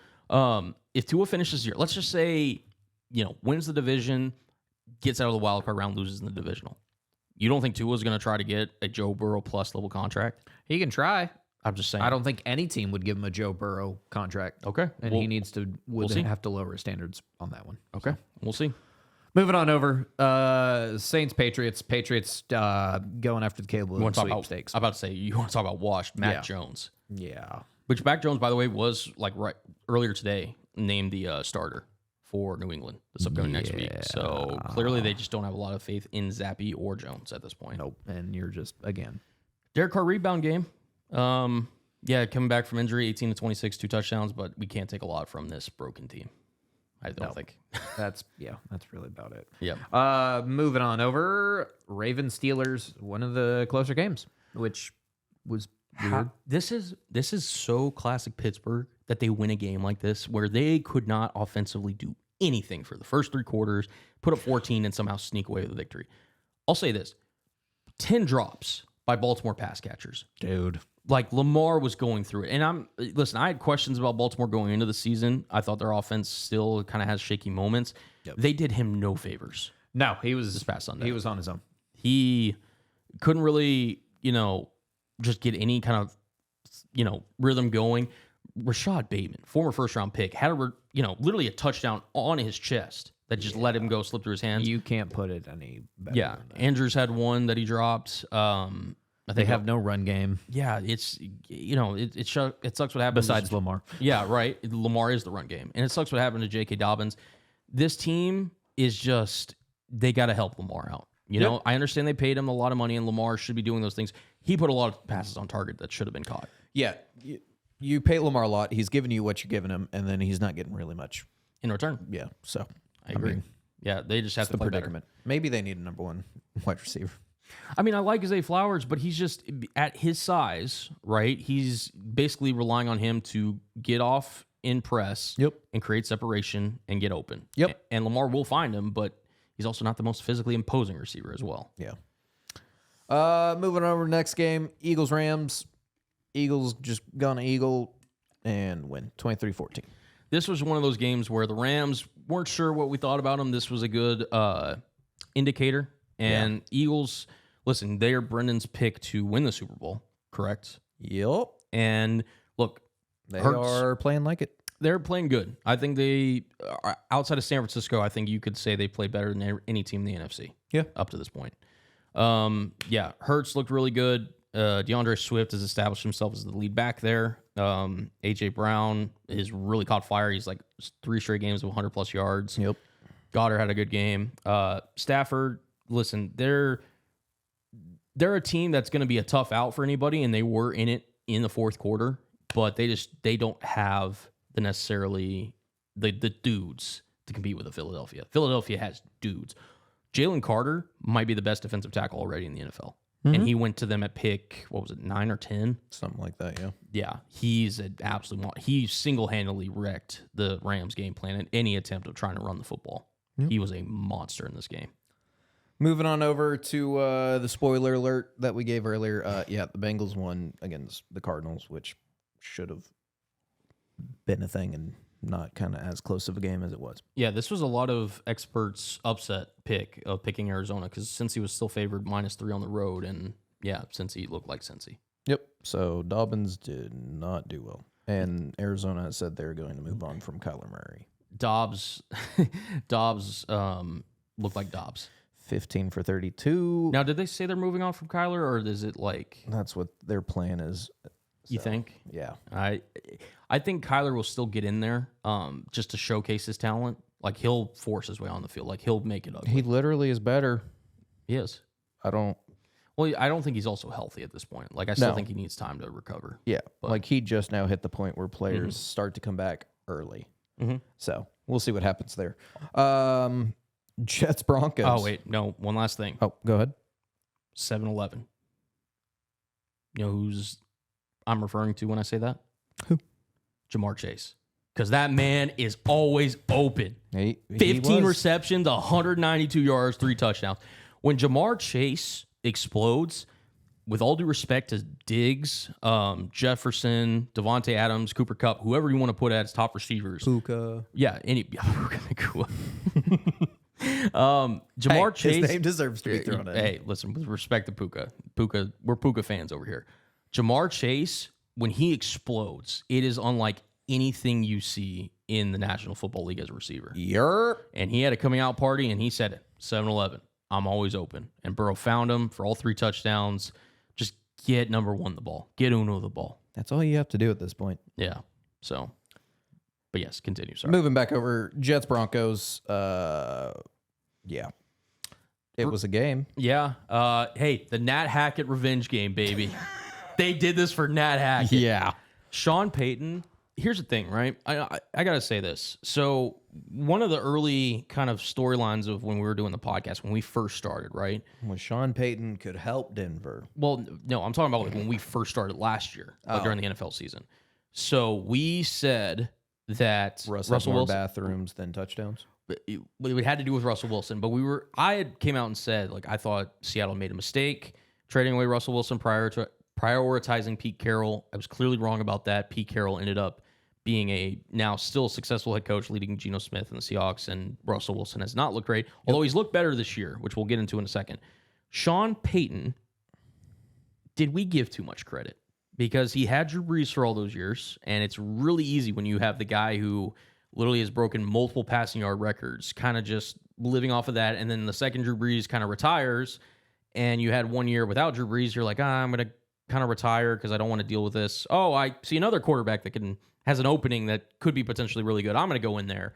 And look, Russ has not been the solution, but he hasn't been the problem. No. Sean Payton deserves, I would argue, the majority of blame because he came out with that USA Today article in which he trashed Nathaniel Hackett. He said the coaching was the biggest problem, like one of the worst coaching jobs in NFL history, and I don't see much improvement. I don't know about you. No, not really. And this is a guy that we thought about as one of the great coaches of his era. And listen, Russell Wilson's doing his thing, like 20 of 31. You realize he's tied for second in the NFL in touchdowns this year? Russell Wilson. I did not, actually. Yeah. Like he's not, I would argue, back to prime Russ by any means. He just doesn't have the explosiveness, the escapability that he had during his time in Seattle. Yeah. He has not been the issue. He has done, I think, a really good job of executing Denver's offense despite a lot of dysfunction. And yeah, I think Sean Payton, listen, we're going to see this. We're going to preview a matchup with this team on Thursday Night Football.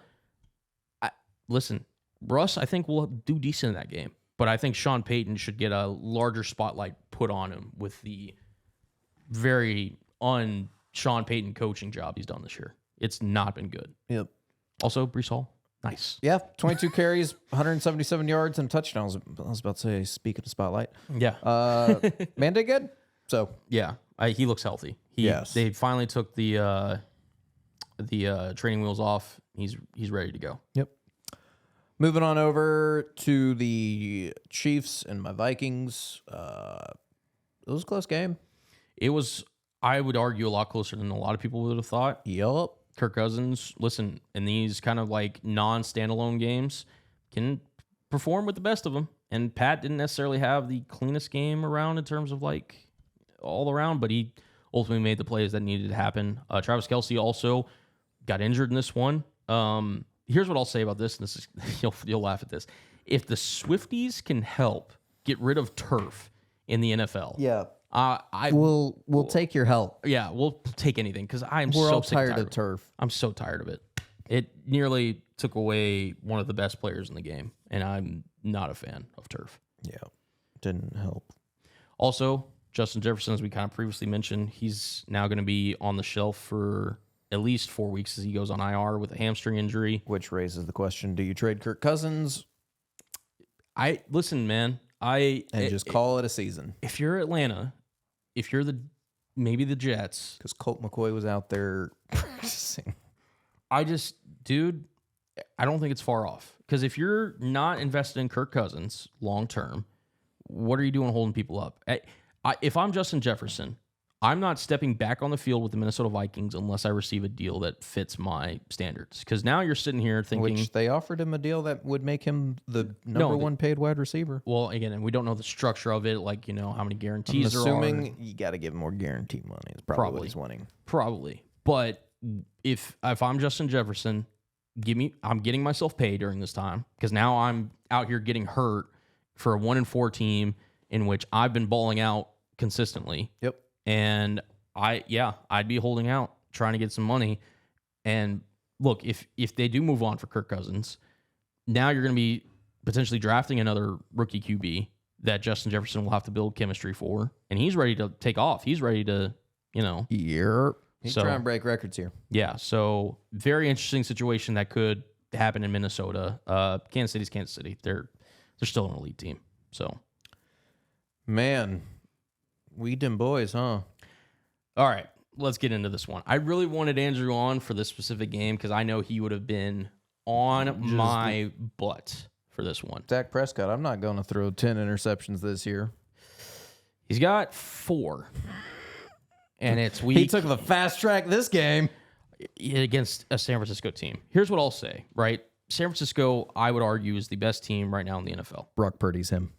Brock Purdy, 17 of 24, 252, 4 touchdowns. This, I would argue, is his best performance as an NFL pro. George Kittle, my goodness. Yeah, a couple touchdowns for... Just a couple. Three, yeah. McCaffrey wasn't even that crazy this game. Jordan Mason came off the bench and did some nice relief work. Brandon Ayuk also had a really good game. the Niners, look, this is what I expect. I've said kind of what I needed to say about Purdy, Tua, etc. So I'm really going to focus on Dallas. Okay. Dallas, this is somebody that you just cannot beat. And I said it, last week, and I'll say it again. I thought San Francisco was going to win this game. I thought it would be closer. I was wrong about that. And Philly at this point deserves to be a tier above them. Here's what I'll say. San Francisco, Philly, right? Wherever you want to argue them, I know you're a Philly guy, those two are the top two in the NFC. They're in a tier by themselves. Yep. I still think, despite this performance, Dallas is in that second tier along with Detroit and along with, I would argue, Seattle. So those three teams, and then after that, you could argue like Atlanta, New Orleans, other teams in the NFC, like behind that, right? The reason why is I know Dallas suffered a lot of injuries in the defense. Obviously, Trayvon Diggs is out for the year. Jordan Lewis got injured in this game. Leighton Vander Esch got injured. Yep. I'm thinking they're missing somebody, but I digress. Dallas cannot beat the San Francisco team. Kyle Shanahan, along with Brock Purdy, and this stacked roster is a team that I feel like is destined to go to the Super Bowl. However, I do not think that it's out of the realm of possibility that Dallas can't rebound and still make a very competitive season. For the record, if any Dallas fan is listening out there, and maybe this was the confusion with me and Andrew, if you ever thought Super Bowl was on the cards for this year, I don't know who you were listening to. It wasn't me, because I never thought that. I had them making the NFC Championship game out of respect, because I thought that their defense, along with, the rushing game of Tony Pollard and Dak, like I said, would be more focused on not turning the ball over. We clearly see how that went this past Sunday. I did not think Dallas was a Super Bowl winning team. I did not think that. I'll tell you who told them that. Themselves. Yeah. Every year. It's one of those things where, like, me and my brother, we were sitting there, and I'm not sure what happened there. My brother was sitting there, and we were having this argument right after the Cowboys game on Monday. And he was sitting there like, the season's over, like, blah, blah, blah. I'm like, no, the season's not over. I mean, y'all can still, do something. And we were having this back and forth, and he was like, what? Like, Dak stinks. Like, all this. And my brother's going off on the Cowboys, right? And then he brought up the point that this was supposed to be our year. And I was like, wait, did you think this was a Super Bowl year? And he was like, yes, dude, everyone had us. And I was like, not me. And you're talking to me right now. I don't know who thought this Dallas team, led by Mike McCarthy and Dak Prescott, with Dak. Did you see Mike McCarthy's halftime interview that he did? No. In a game where you could not run the ball.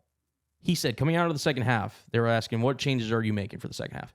He's like, we just need a more balanced attack. We're really going to try to focus on rushing the ball. Against that San Francisco front, arguably them and Philadelphia having the best two fronts in football. Why? I don't know. And it was to their downfall because, look, they were trying to build Dak into a guy that could work off play action, see some open holes in the San Francisco defense. You will not be able to do that.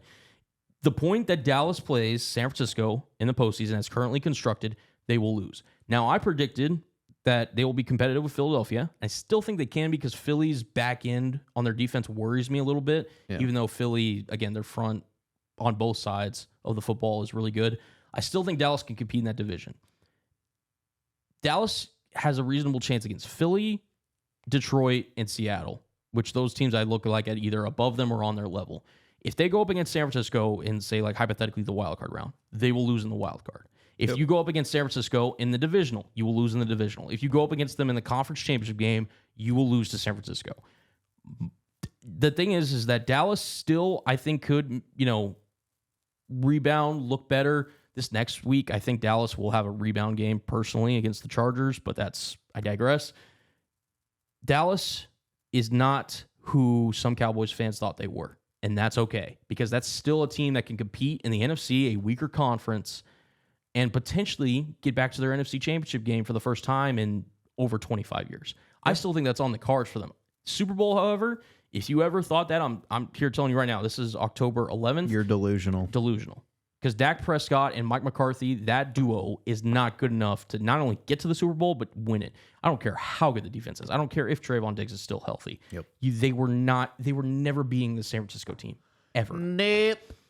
So, listen, this is one of those where, like I said, Dallas could still make it competitive with the rest of the teams in the NFC. They're not beating San Francisco. No. So, moving on to teams on bye week. Cleveland Browns having some weird stuff going on with Deshaun Watson, who got cleared from injury, but is reporting that he's planning on not playing. He's having some issues in the locker room because guys are sitting there wondering why he's not playing. They think he should be good to go. Yeah. So it'll be very interesting to see how he looks next week. Yep. Chargers just chilling on bye week. Seattle chilling on bye week. And Baker Hempfield and the Buccaneers chilling on bye week. Baker Hempfield. Yeah, so we'll obviously get to them. They're coming off a bye week. Seattle, by the way, really needed this bye week. I said before the season I was not a fan of the Week 5 bye week. It could not have come at a better time for us because we were banged up. Yup. On all sides of the football. So getting into this Monday night game, though, really quickly, the mid-off of Jordan Love versus Jimmy Garoppolo. I'm out on Jordan Love. I was just wanting to avoid it. I'm out. The only reason I wanted to... I am out on Jordan Love. Jimmy Garoppolo, speaking of, like we were talking about earlier with San Francisco, Jimmy looked really good when he had all this talent surrounding him, and he wasn't getting paid like the max amount of money. Yep.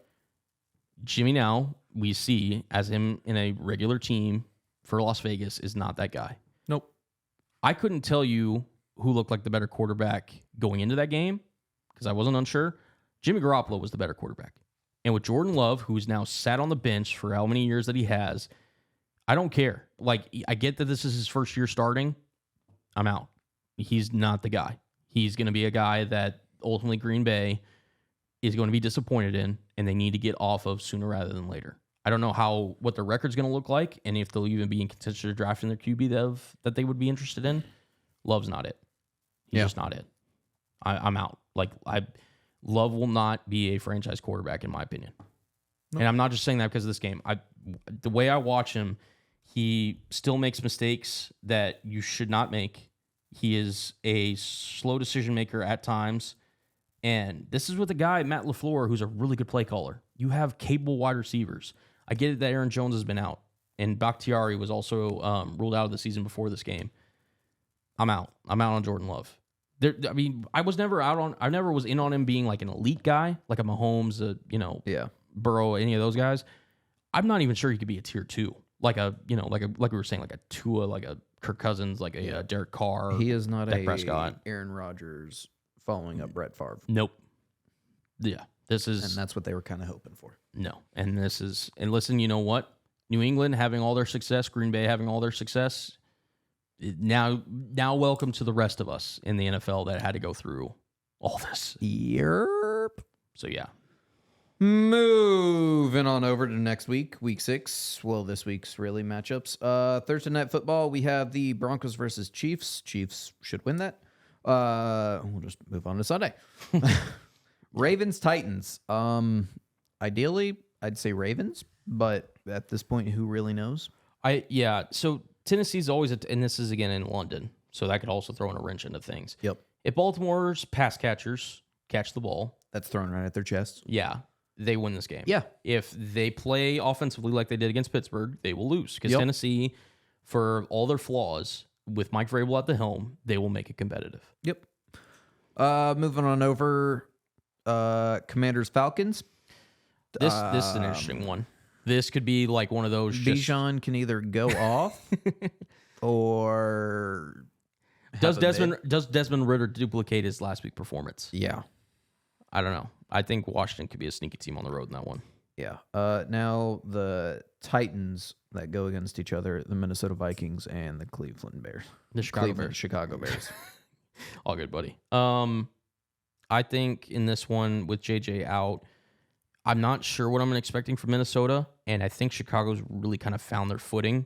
I will say Minnesota's defense played really good against Kansas City. Yep. I was really impressed with their defensive performance, which leads me to believe it's not out of the realm of possibility. Like if you go heavy, TJ Hawkinson, maybe Jordan Addison sprinkled in there, KJ Osborne, could it be interesting? Sure.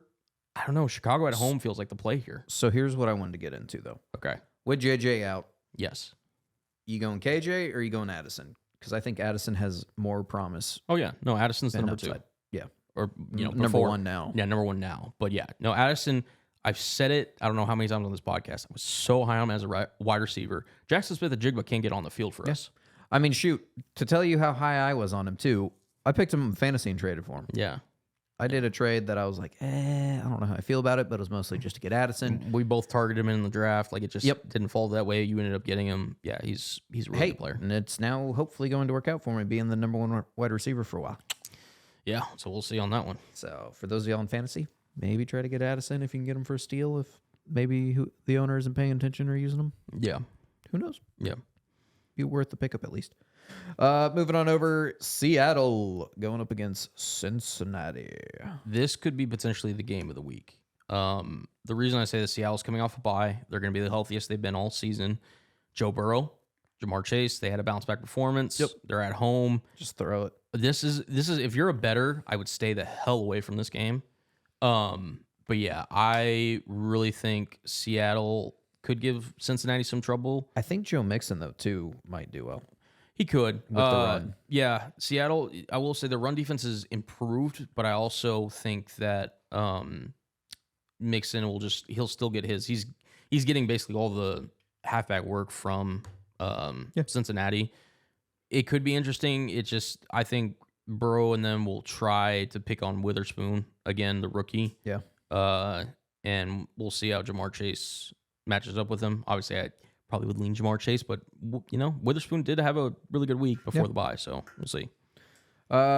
Speaking of Cleveland, like I said earlier, Cleveland Browns versus the 49ers. 49ers should win that matchup. They should. I will say, who the heck knows what's going on at QB? Here's the thing.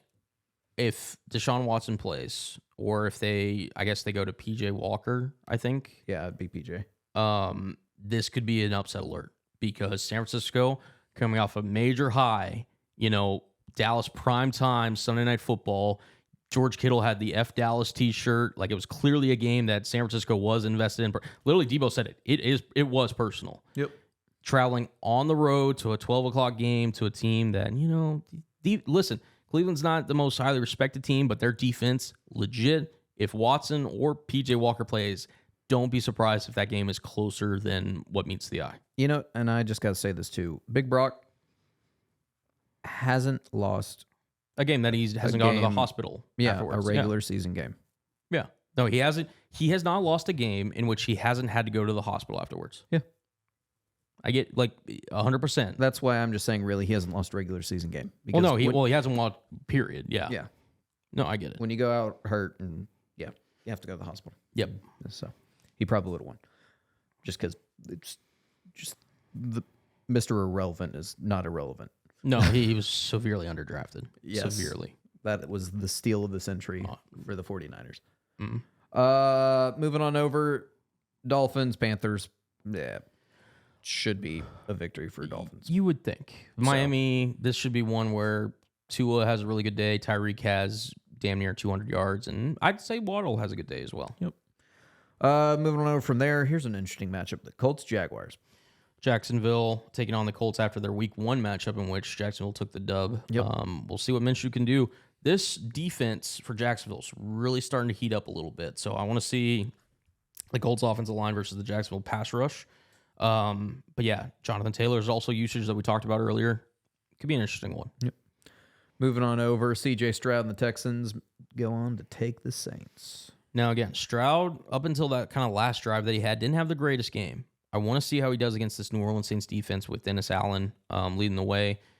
I think it could be one of those ones where, again, Houston's at home. New Orleans may have found their footing last week. We'll see. I want to see how C.J. Stroud responds after that last week's performance. The solidified starter, Mac Jones, and the Patriots. You want to talk about a mid-off? Jesus. Take on the Raiders. I don't like anybody in that game. I would focus on these next couple games we're about to mention to watch instead of choosing that one. Cardinals, Rams.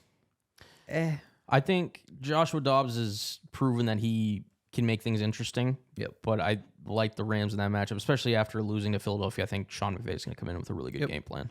Another game where it's meh. I mean, Eagles, Jets. Eagles should win. Yeah. Breece Hall had himself a coming out party last week. The Eagles are the second hardest team for running backs to go up against. Garrett Wilson maybe could have a sneaky good day. Yeah. But yeah, Philly, I would expect to take care of business on the road. Now, here's one of my favorite matchups this week. Detroit versus the Buccaneers. Okay. think it'll be a really fun game to watch. Baker Mayfield's been really high. Now he's coming off a bye week. Can he continue what he's been doing? Or is Detroit's defense going to give him a lot of trouble? Because, boy, have they been putting the pressure on the quarterback. This is, to me, I know you're going to be focusing on the Baker aspect. To me, I'm more focused on Detroit and how they do on a road versus a matchup. All due respect to Baker, they should win. Because I agree that the Lions should win. Yeah, I think the Lions on paper, 100% better team. Right. I think this is to show, like we were talking about tiers, right? Yep. How good is Detroit? Because a good team or a really great team takes care of business even on the road. Yeah. And again, 325 game, coming off a performance like you did against Carolina. All right, let's see what you got. And Amon-Ra and Jahmyr Gibbs should be back in the lineup, I think, for both. So they should be fully loaded. Although Dan Campbell's already kind of said Montgomery's going to keep kind of the role that he has. Right, but I mean, a nice little wrinkle here and there. So yep. I guess that was the big surprise about what he would use Gibbs for, which is not really using Gibbs. Yeah, way to just hoodwink everybody. Good Lord. Moving on over to the Giants-Bills game for the Sunday night game. Yeah. This is, speaking of Josh Allen, he kind of had a slightly down week. Here's a bolster game for him. I would expect Stephon Diggs on primetime. I'm so happy for my fantasy matchup this week. I think it's a good matchup. I also have James Cook in it. I think he could score a sneaky little touchdown. I got that Allen Diggs combo there, which has been just lethal right now. I'm saying a minimum 100 yards, at least one touchdown. I'm on at least 5 catches. At least. Now, don't come talk to me on my bye week. I'm already planning to lose that. So when they're on bye. Yeah, the bye week, when it comes, I'm fully planning on losing that week. It would take a miracle for me to win. Fair. Moving on over Monday Night Football. The Cowboys take on the Chargers. Could be one of the games of the week as well. Yep. Here's what I'll say. Austin Eckler is expected to be active for this one. He is. Herbert and company, along with Kellen Moore, who makes his return versus Dallas. Yep. I'm not going to lie. It probably will be a Dallas-heavy home crowd for the Chargers. Yes. Listen, man, I would not be surprised if Dallas comes out and has one of their better performances of the year. Yeah, it's their bounce-back game. Here's what I'll say. So the next 4 weeks, Dallas, Monday night against the Chargers, bye week, versus the Rams, and then taking on the Eagles. So by the time we get to November, we will know where we stand with this Dallas Cowboys team. Yep. Because those are 3 games that could go either way. And then the teams on bye week is Packers, which, boy, do they need it. Yeah, they do. And the Steelers. Matt Canada should not be the play caller coming out of this week. Yeah. He is. Did you see during the Penguins game last night, the Matt Canada chants? I heard it. Not a good look. I don't know if a city's ever just been so anti coordinator before, but that was a new one for me. Yeah, it's not a good look. No, needless to say. So, but that about does it for all the sports updates that we have today. Mm-hmm. So, like always, gotta end it on this day in sports.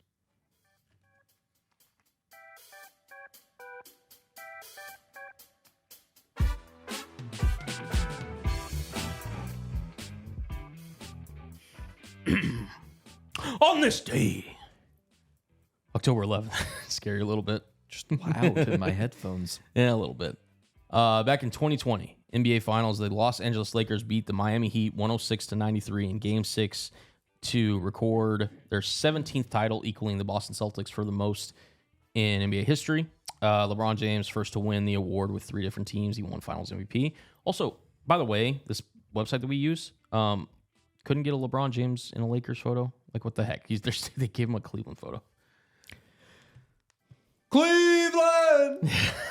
You can still buy me. Oh, man, it's been a long show. Go ahead, brother. On this day in 1927, New York Yankees first baseman Lou Gehrig is named American League MVP despite hitting MLB record 60 home runs. Babe Ruth, as the former winner, is not eligible. On this day in 2020, British Mercedes driver Lewis Hamilton wins the Eiffel Grand Prix at Germany's Nürburgring to equal Michael Schumacher's record of 91 Formula wins. He's obviously surpassed that up to this point. Shout out Lewis Hamilton. On this day in 1975, Islanders Brian Trotter's first career hat trick. Interesting. Now, listen, we had a fan request, a comment from a couple episodes ago.